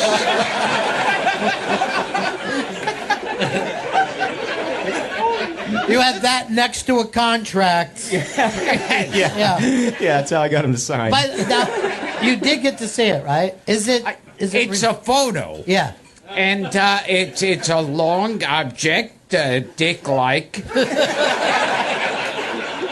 And a guy who looks like Marlon Brando is gulping on it. Yeah. So I take it as fact. Sure. Yeah. Neil, how did you get this picture? Already, this is the... It's on the... We're going to lose the audience. It's on the internet. Everyone's gone right now. That's hysterical. So that was the key for you. How long before you felt comfortable that this documentary? I never did. Never did? No. Never felt comfortable with it. Yeah. Never wanted it done. You're right. It also doesn't And I don't want to release. Yes. Yeah, I don't want to. Go see it. But I notice a lot in the documentary, it's not like you're going for an action picture. A lot of times you're in a robe and just sitting. Dara saying, Dilbert, would you like to do this? No. No, I wouldn't.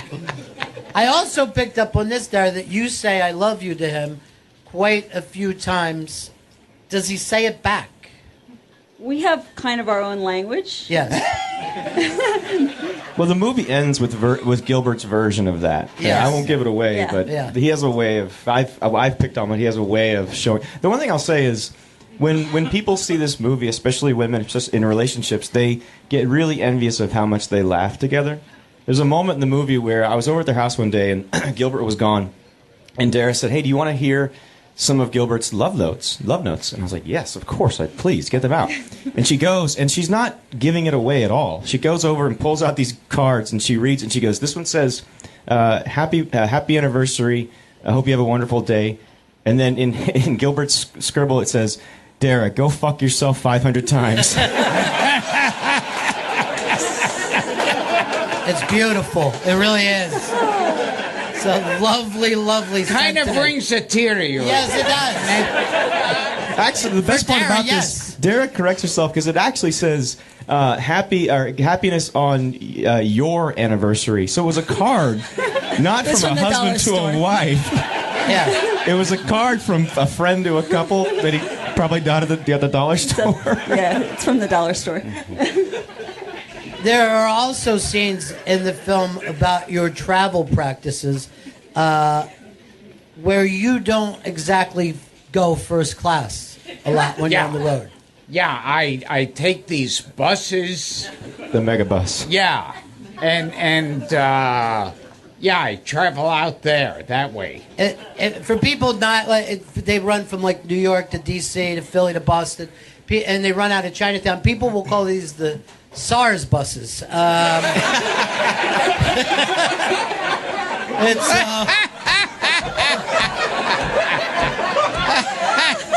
a lot of sickly people without any other way to travel.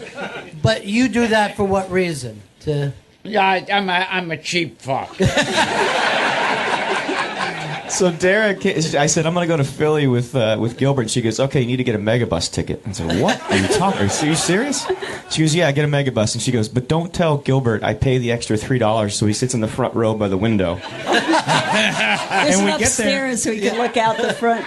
If you've ever seen the megabus, I think it's up on 34th, but you stand on the sidewalk in the exposed tempered weather and you wait for the bus. And I said, Gilbert, what do you do if it's raining? And he goes, oh, they know me. I sit under the tent with them. And sure enough, we walk up and all the bus drivers are like, hey, Gilbert, come on over.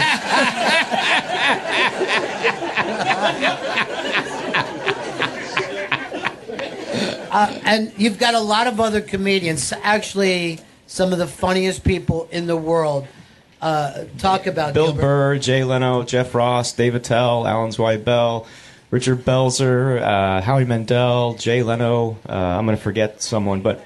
Huh? Oh, sorry. Somebody wants a rum and coke. Oh, yeah, no, the comics were amazing. We sat down, and they all gave... like Bill Burr, I walk in my office, and he's standing there. And I said, oh, we're going to do the interview. He goes, yeah. He goes, by the way, I don't know Gilbert. I've never met him. He goes, but if someone's going to make a Gilbert Gottfried movie, I should be in it.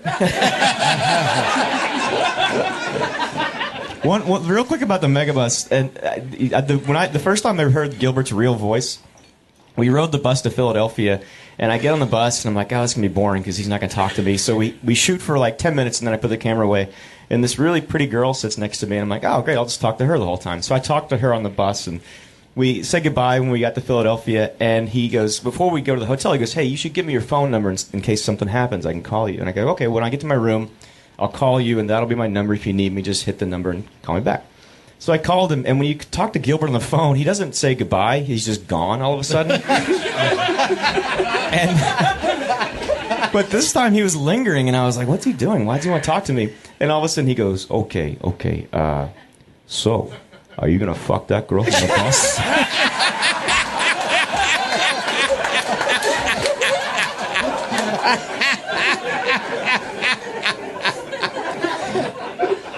Well, Friday, this opens. This beautiful, beautiful film opens. IFC Saturday. And I always refer to her from then on as bus pussy. It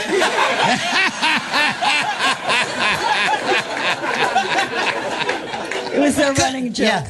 Could that be the sequel, Bus Pussy? If you love Gilbert. We were getting on the train one time, and he goes, so you won't fuck any of these train girls?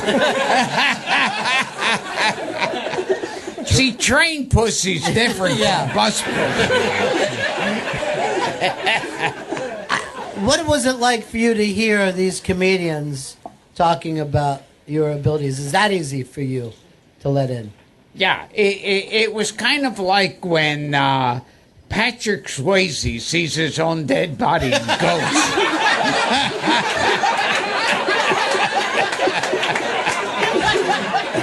By the way, was that Ghost or in real life when that happened? So, Derek, you saw something. It's not easy for him to hear those kind of compliments. Yeah. Yeah. Well, yeah.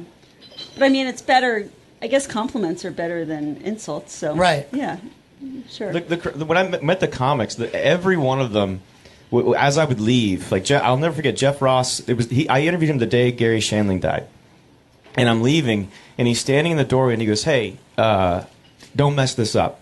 We love Gilbert. This is important." I mean, and they all said some version of that, like, "Don't mess this up." Well, what I thought was kind of interesting watching the film is they're talking about Gilbert, and they're saying hilarious, but also unique and peculiar. And I'm like, each one of those people could have been talking about themselves. There's nothing normal about any of our biggest comedians. You're all like, yeah, that's an odd way to live, but it is, right? And one thing I just remembered is like when they were asking for people to be in the film or the comics, they reached out to Jim Carrey.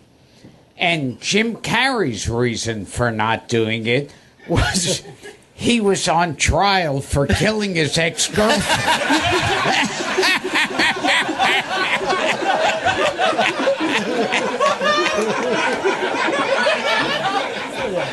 That's how bad. Yeah. That's how badly people don't want to work with me. I figure he could have just said no, but I'm flattered that he went that far.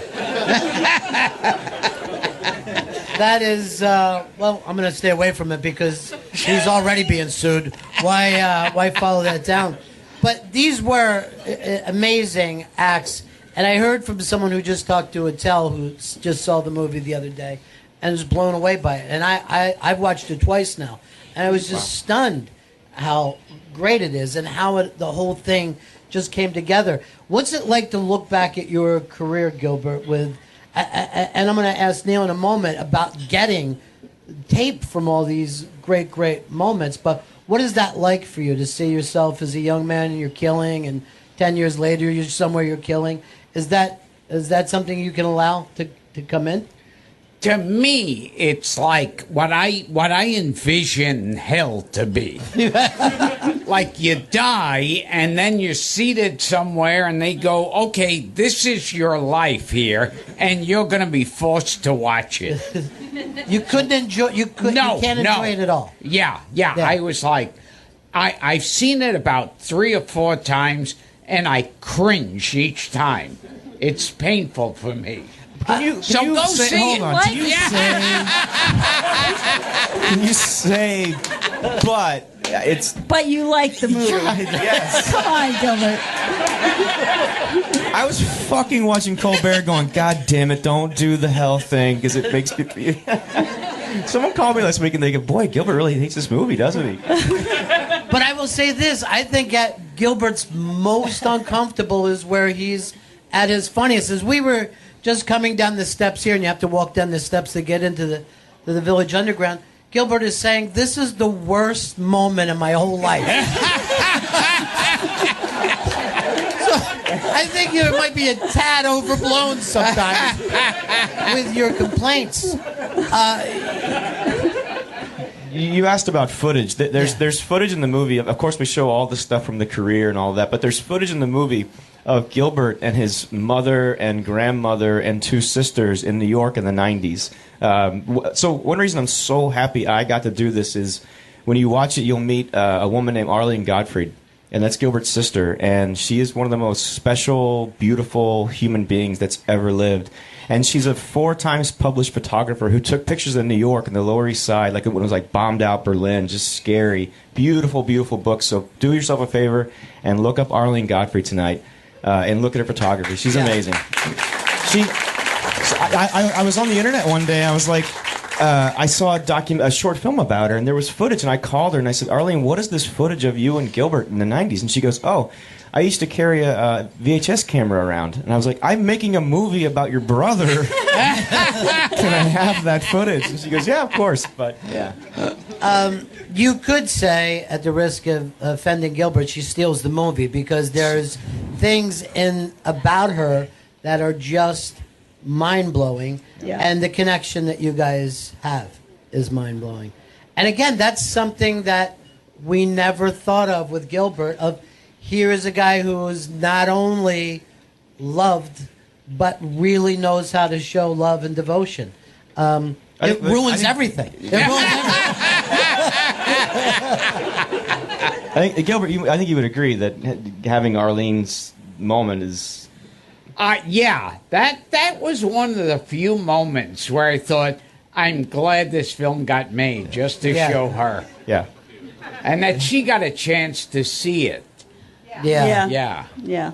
It's, well, she's just beautiful. She's just a beautiful person. And then you find out that she's a real artist. And also greatly, a real eccentric as well. I don't want to give away some of the things you do, but a lot of photographers don't just go and join the subject after that. That kind of stuff was, it's one of the things that makes me love New York City. Yep. Because it happens all the time that you meet someone and then you find out they have this really side life that is just mind-blowing.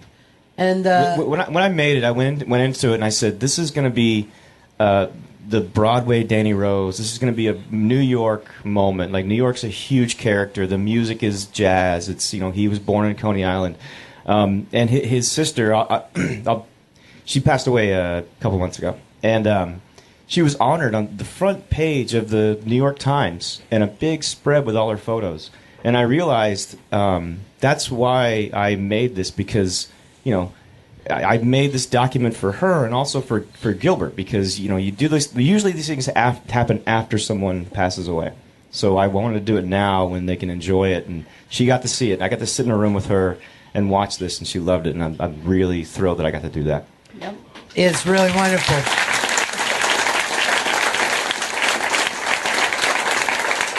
And one of my favorite shots in the movie, and it's just a real New York scene, is like you're doing the chemotherapy stuff and then showing the two of you on a bus just coming back.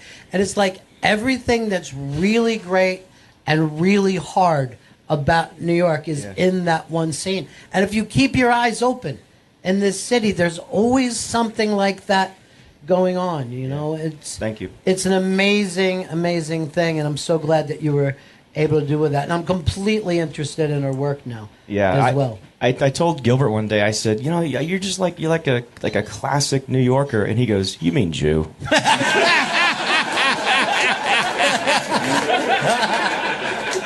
Yeah, because that sounds like one of those, closeted anti-Semitic like, oh, you're one of them big city boys. I'm glad you picked up on it, Gilbert. That was really... Gilbert's teaching me Yiddish. Yeah, he's such an outsider to anything vaguely Jewish. Like, he would come up to me and go, what does verkackte mean?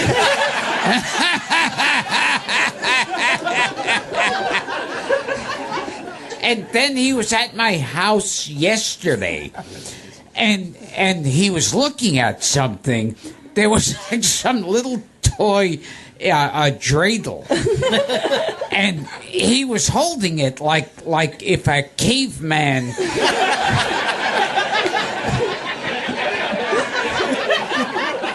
An anti-Semitic caveman. Yeah. If a caveman saw an iPhone, you know, like.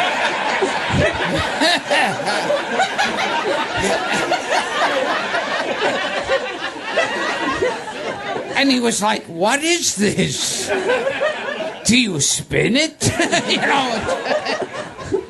It is always interesting, though, that I think every year you get older, you get more and more Jewish. There's something. Oh, yes. Yeah. Like if we would have caught you at 25, not so Jewish. Now, really Jewish. And the younger you are, the more you think you can escape being a Jew.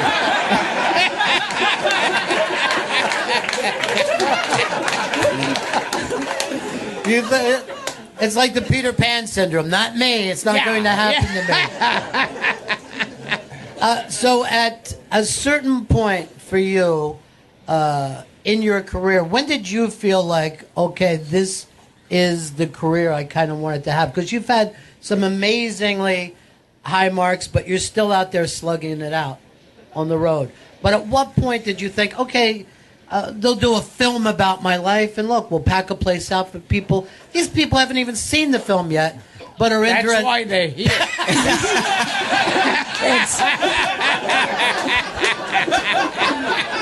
If I would have done this next week, just an empty spot. Yes. Yeah. We'd be doing the show for the waitresses.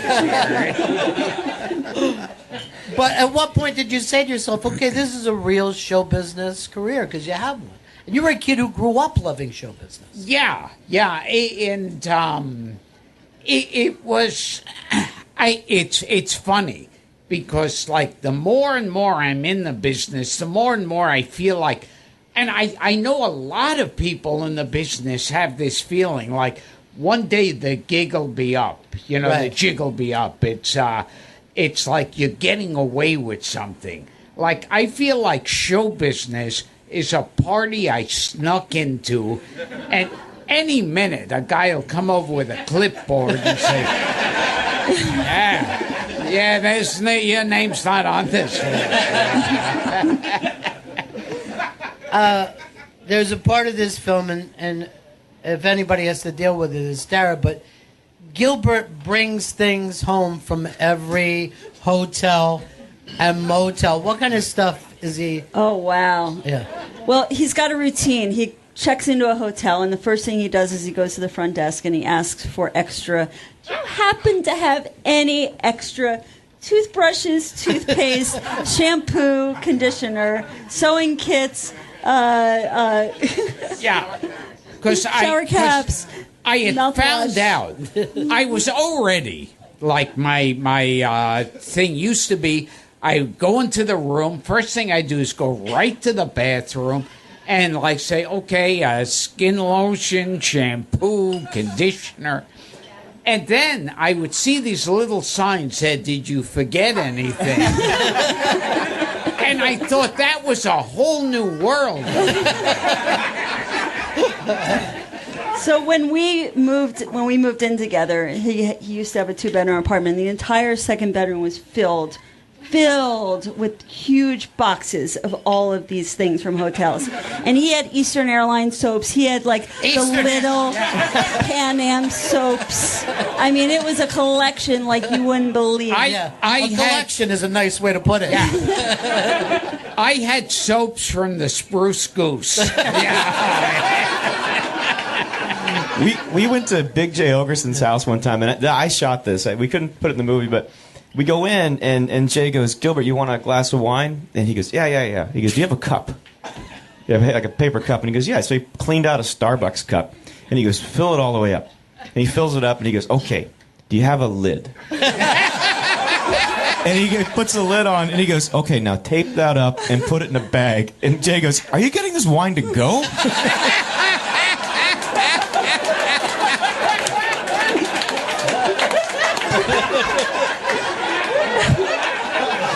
He comes home from trips and he's so proud when he could get a free bottle of wine from the airline stewardess, right? Oh, yeah. Yeah. Yeah, sometimes if they recognize me, the first thing I think is, how can I get something free out of this? We were at LA Comedy Festival, and it was Gilbert's birthday, and they gave him a big box of donuts that had happy birthday written on the donuts. And I look over, and he's really, like, concerned and anxious. And I go, what's wrong, Gilbert? And he goes, how the fuck am I going to get these donuts home?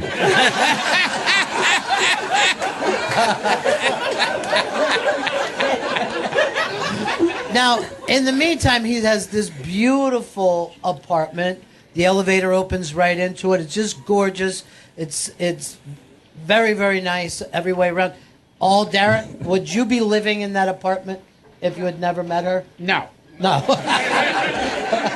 Well, I talk about it in the film, and it's true. Like, the idea of matching furniture seems so weird, because growing up, and then when I was on my own, it was the same way.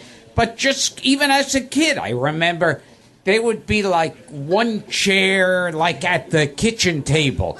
One chair was a wooden chair, another chair would be vinyl, and it's like, we got that chair, we found it somewhere, that someone died, we took.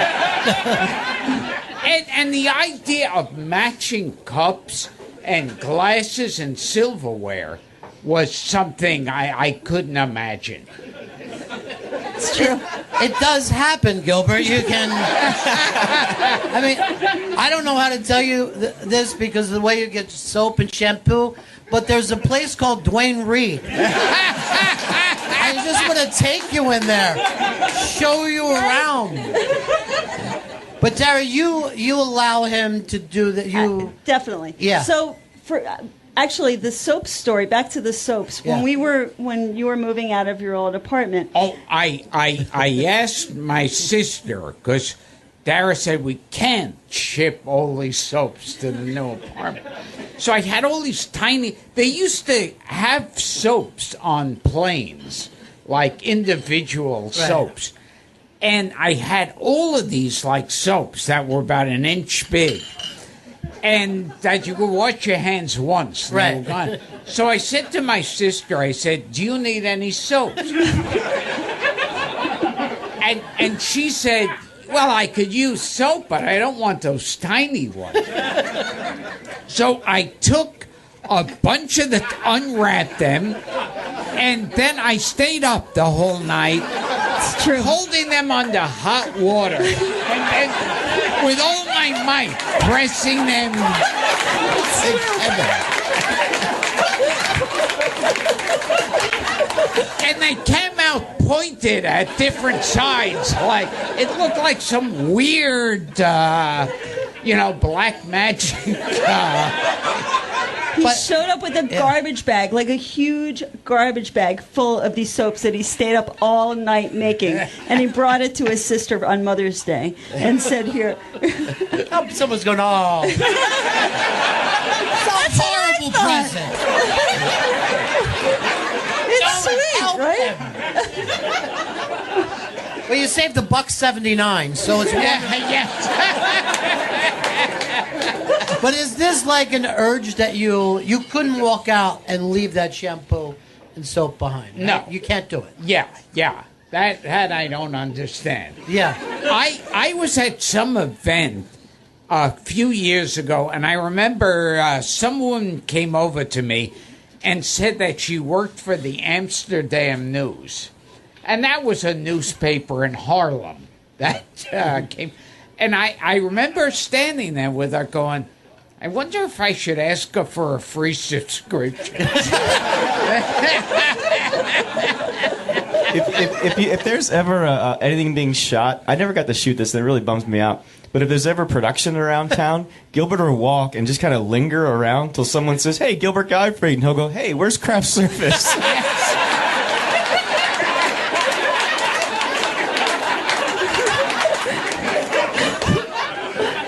Jack Nicholson's looking out the window. Oh, Gilbert's doing got a part here. You have done a ton of movies, and a lot of that stuff shows up in the film. Lots of TV. What was the first big break for you, Gilbert? What's the first thing that you said, this takes me up a notch? The first big break that was actually a big break, I had two false big breaks. One was Saturday Night Live, and that was the worst time. It was right after the original cast left, so it would be like if you, in the mid-season of Friends, they changed the entire cast. And you were Joey. Gilbert is Joey. Yeah, yes.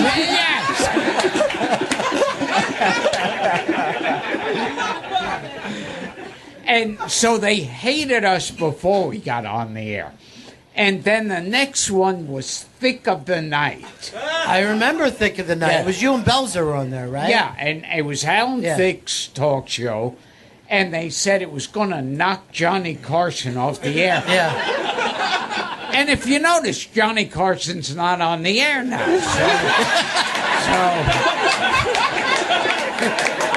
Alan, Congratulations, Yeah. Alan Thicke. So we got the last laugh on that one. I remember that show.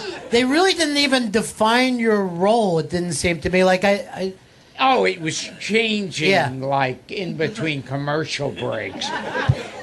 And then the thing that wound up to be, I was like Catch a Rising Star. And after I went on, some woman came over to me and she said she works for MTV. And she's having some people come in and audition tomorrow. And would I come in? And I went in and I just started improvising stuff and they filmed it. Next thing I know, people are recognizing me on the street without telling me. They took my audition tape and chopped it up and started showing it on TV. And that was the first really good exposure I had. But it's so funny, and you see this in the film because Neil did an amazing job of going back and finding some of these clips. And Gilbert is so young and so baby-faced, but everything about him is old. His entire personality is really like an old, grouchy guy, and you're like, how did this kid do this? I remember on Thick of the Night. That's so funny. Everyone has tried everything on TV now, but it used to be so conservative to do a talk show, and Gilbert would just go up to the camera and just be, eat! He's saying it to a camera, and people were like pulling back away from their TVs. No one has ever come straight at you before, and you were so young. You were like in your early 20s. Oh my God! Yeah. That scares me. Yeah. And before any of you start screaming out, please, please, I'll do it for you. I know next you're going to say, hey, can you do Alan Thicke singing the theme song?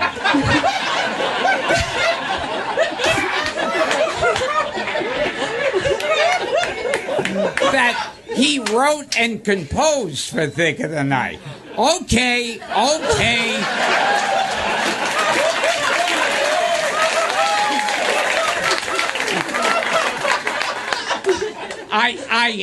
I hate to, pamper her to the crowd, but if you won't shut up about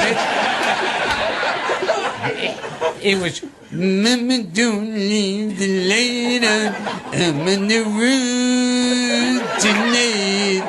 Everyone needs a dream to hold on, I'm gonna make it on my own, running in the thick of the night, under the city light, running in the thick of the night.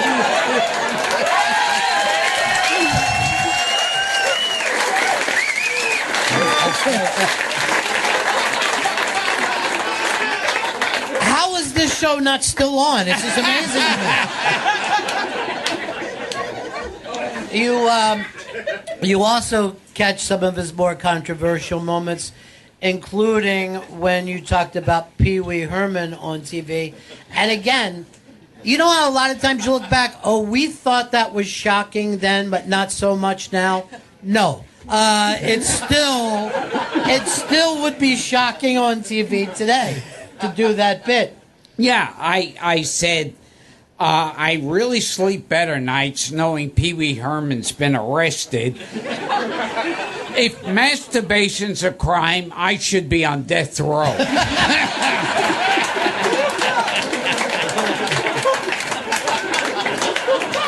No, and right now my right hand is like Superman.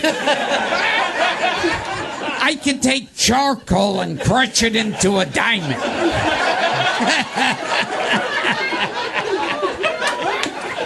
You didn't run that past anybody? No.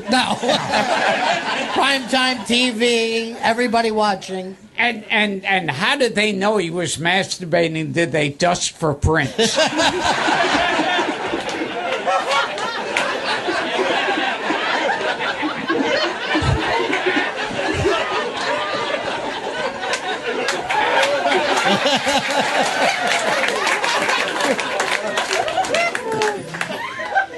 I remember when I got off stage, Sam Kinison was there, and he was like laughing his ass off because he said everybody, no one was worried about me. They were all worried what he was going to do. Yeah. And he worked perfectly clean and professional.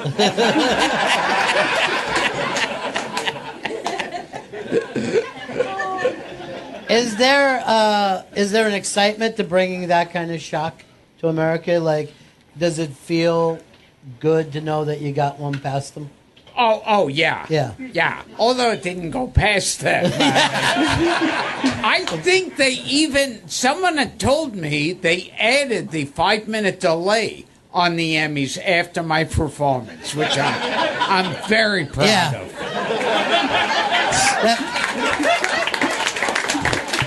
I've seen Gilbert do a million jokes and say a million things. The only time I ever saw him hesitate, and it's in the movie, you can see him do it. He was talking to Dick Van Dyke, and they sing together in the movie. It's amazing. Like, I got to meet Dick Van Dyke and shot him in for the movie. But at the end of it, Gilbert's about to make a very off-color joke, and Dick Van Dyke doesn't work blue at all. He doesn't curse. He's very straight-laced. And Gilbert's about to make the joke, and he goes, and he looks at him for a moment, and then he says it. But it's like, it's the only time I ever saw him hesitate. You hesitated, but said, "No, I got to go for it." Yeah, that's the way my mind operates. You sing this song from Bye Bye Birdie. Oh, yeah. And it was that one, because you're like an encyclopedia for older movies like that. Yeah, I sang 2 duets with him, Put on a Happy Face and Supercalifragilistic. And afterwards I said, because I meant it, I said, I just sang a duet with Dick Van Dyke. And then there was a pause, and I said, and I think I came.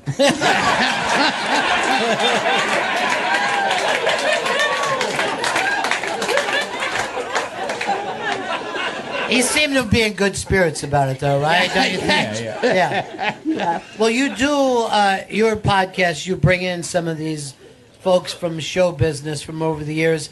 They do the show. These are always amazing interviews because you go so deep with it, and then within a week or two, they die. This literally could be Murder, She Wrote. Where Gilbert is the person who ends up with the last interview with everybody. Some of them have died like the night before. Like that happened with Jack Carter. Right. Jack Carter died the night before. So, you still bring him in, or what do you do? There he is for his last show. What is it? You must have been a little kid when you fell in love with these kind of things, right? These kind of movies, old old TV shows. When did it click for you? What age were you? Well, it's when I was growing up. The best film school in the country was in your living room, because TV would show old movies all the time. And, one channel had the horror movies, the other one had the gangster movies, other westerns. And so I saw all of that. And, I mean, in particular, I fell in love with, like, the old monster movies. Yeah. Well, what was odd, too, because I had the same experiences, I don't think any of us knew that they were old movies. We were just like, this seems as exciting as anything else. Yeah, you were finding them for the first time. Yeah. So it was like brand new. So out of everybody that you got to meet from that era, who was the biggest one for you? Who was the... Janet Ann Gallo. Right, Gilbert? Is that right? Janet Ann Gallo. I was like the one fighting to get Janet Ann Gallo. She's like, I don't know, in her 70s or 80s now. But when she was a little kid, she was the little girl in Ghost of Frankenstein with Lon Chaney Jr. and Bela Lugosi. And she told a story about how, she used to play hide and go seek with Lugosi and Chaney, and they'd be in their full monster makeups. Yeah. And I thought, to me, I thought I was so envious of that. Sure. Yeah, like as I thought, boy, that would have been my ideal child. The other thing is you'll read any show business bio too. Like you'll suddenly start to quote bios from people. I'm like, I had no idea that guy wrote a book. I don't know why he would write a book about his life. But you go for every one of them. Still haven't read Catcher in the Rye, but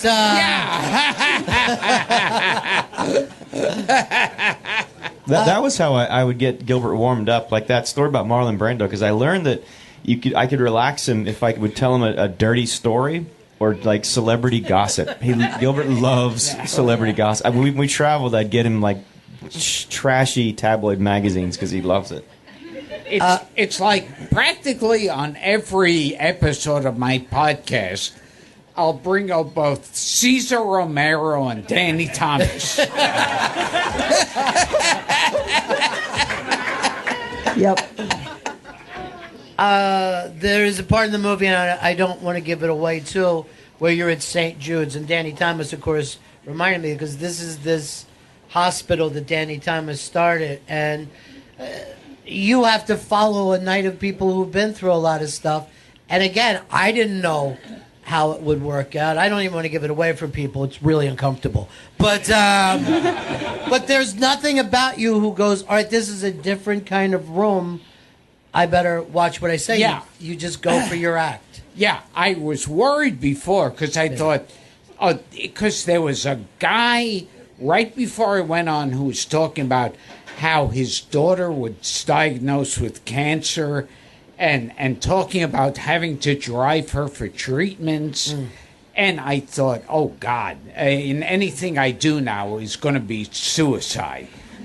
And so that was one of those moments.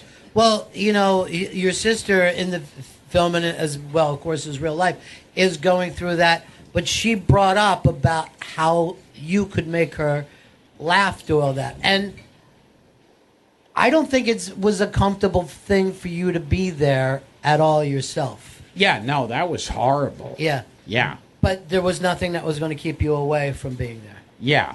Yeah. Again, we never really knew Gilbert. We didn't know him at all. You're going to find out in this film, Gilbert, which is out. And is it GilbertMovie.com for people? GilbertMovie.com, yeah. Well, you are going to see that Gilbert, as hysterical as he is and as funny as he is, probably only shared one slice of his life with us, the really, really funny part. Doug Benson gave it what I think is the most. I love what he said. He said that he called it the filthiest and sweetest movie he'd ever seen. Yeah. And I thought, we did it. We did it. It's really well said, because it is. And when you're getting into these sweet, I mean, he shares what he's like as a dad, and it's the kids are better than you would think. They really are. I was really hoping to see Bela Lugosi as a child, and then just when you're like, oh my God, this is adorable, you know, Gilbert is in another one of his shock spots. There's a joke in the movie that halfway through shooting, Dara said, if you put that Mackenzie Phillips joke in the movie, I will never talk to you again.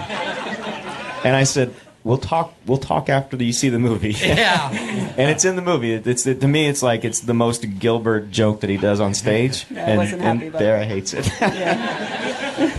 So is that the only stuff that he's ever done that you weren't a fan of, or is There's a few things. Yes. But you know, I mean, he doesn't listen to me. Right. I mean, you know.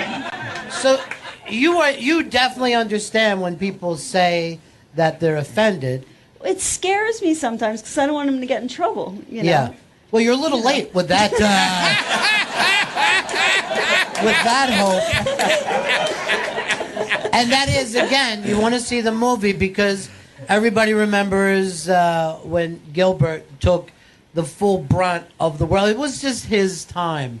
You know, it seems like everybody who's known now has to take some kind of shots for their celebrity.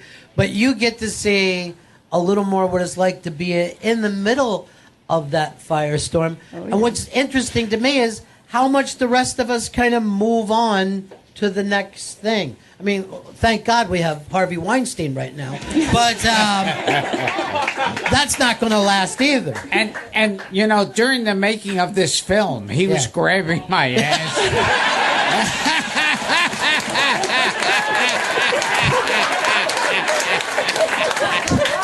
This is another line for the poster, Gilbert.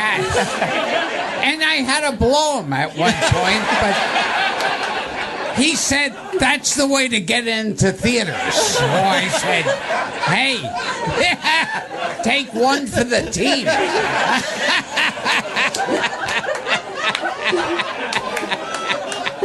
Neil, how long to put the whole movie together? The whole thing took about a year and a half. I shot with him for 7 months and a year and a half total.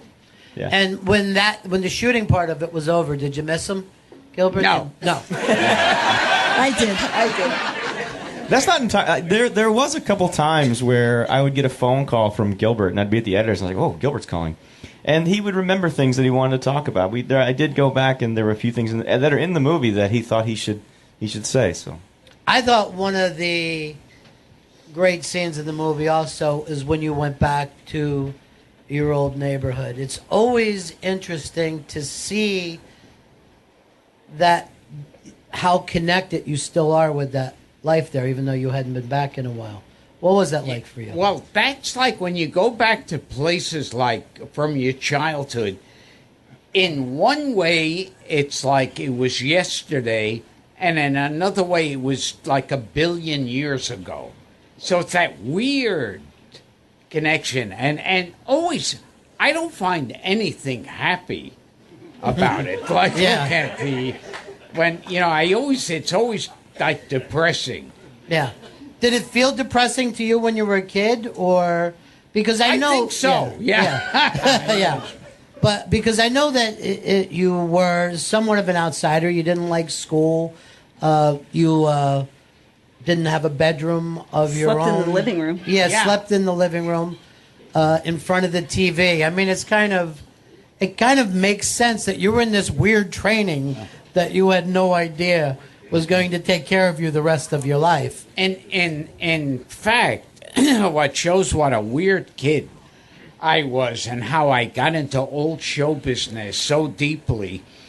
I remember it was either the first grade or maybe even kindergarten where the teacher was playing a game with us where she'd give us initials and we'd have to guess. So it's like, MM, Mickey Mouse, BH, Bob Hope. And I remember then she said OS. And me, the only little kid there, I leapt up excitedly and yelled, Onslow Stevens.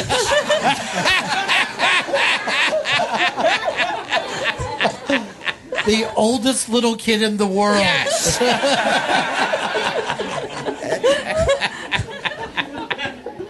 Well, you've got this record of your life now, not just your personal life, but at this point in time, all wrapped up. Darren, what is that like for you to know that this exists now, somewhat as a document for people?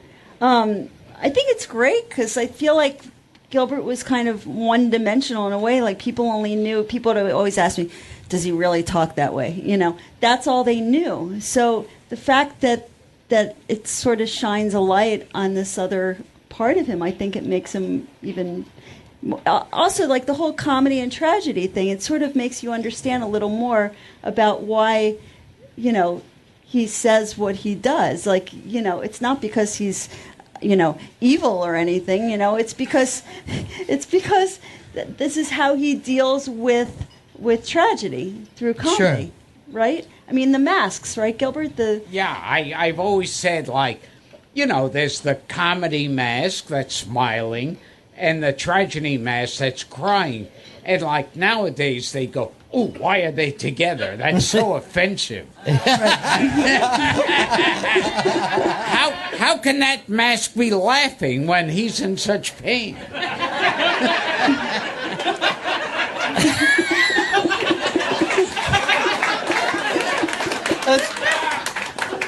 That's truly one of the fucking weirdest things I've ever heard in my life.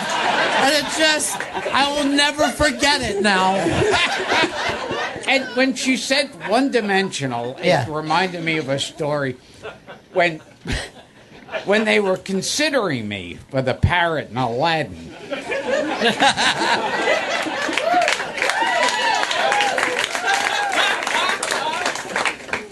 Someone at Disney, it may have been Roy Disney or Katzenberg or whoever, who said, I don't know, he seems a little one-dimensional. And I said, it's a fucking cartoon parrot.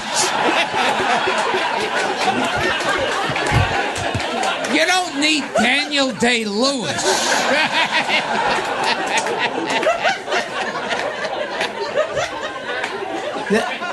Neil, I can't imagine the stuff that made the cut on this, the stuff that you probably would have loved to get in, but you'd be running a mini-series right now. Yeah, we've been putting a lot of it out on social media, Gilbert movie, at Gilbert movie. But there's going to be a cut of the movie. I think it's 2.5 hours now. It's going to be on the DVD. So there's so much. Yeah, I shot 400 hours for this.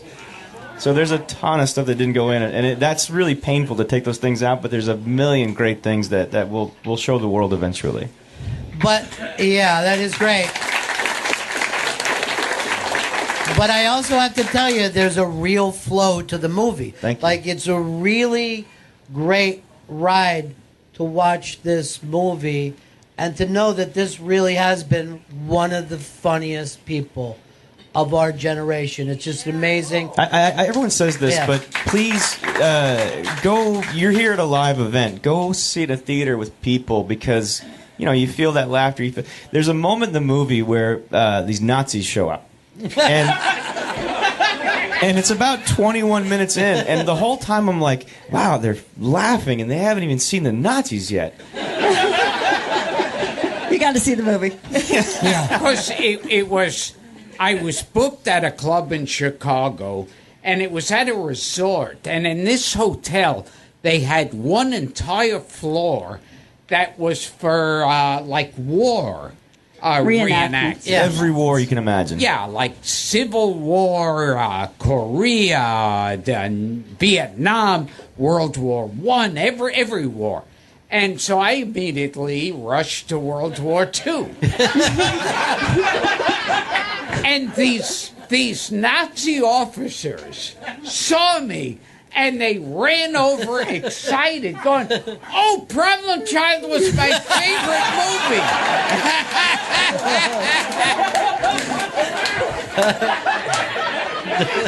And they're there with swastikas on their arm and going, "Can we do a selfie?" And I remember thinking, gee, the Third Reich actually wasn't so bad.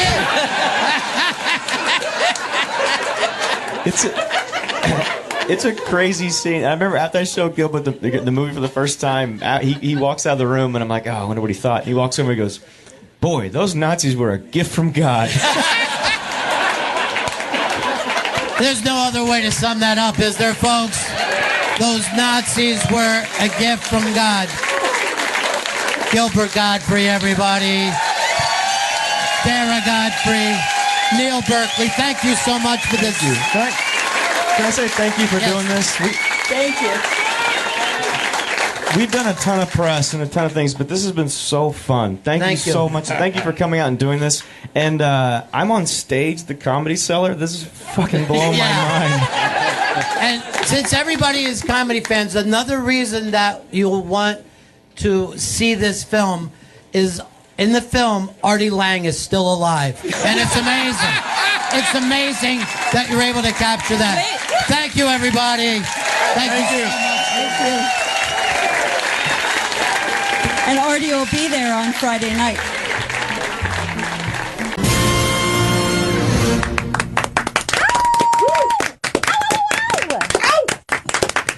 That was Gilbert Gottfried unmasked with his lovely wife, Dara, and Neil Berkeley, the director of the documentary film Gilbert. This weekend, hear us do our GPS Toronto show? That premieres tomorrow, 3 p.m. East on Deep Tracks Channel 27. And next Saturday night, come see Ron Bennington do an hour with his crowdsourced show. I will be at the Stand restaurant and nightclub in New York City. You can go over to the iBank to get tickets. You can go to the Stand NYC to order tickets, or you can just click the link that's on Twitter.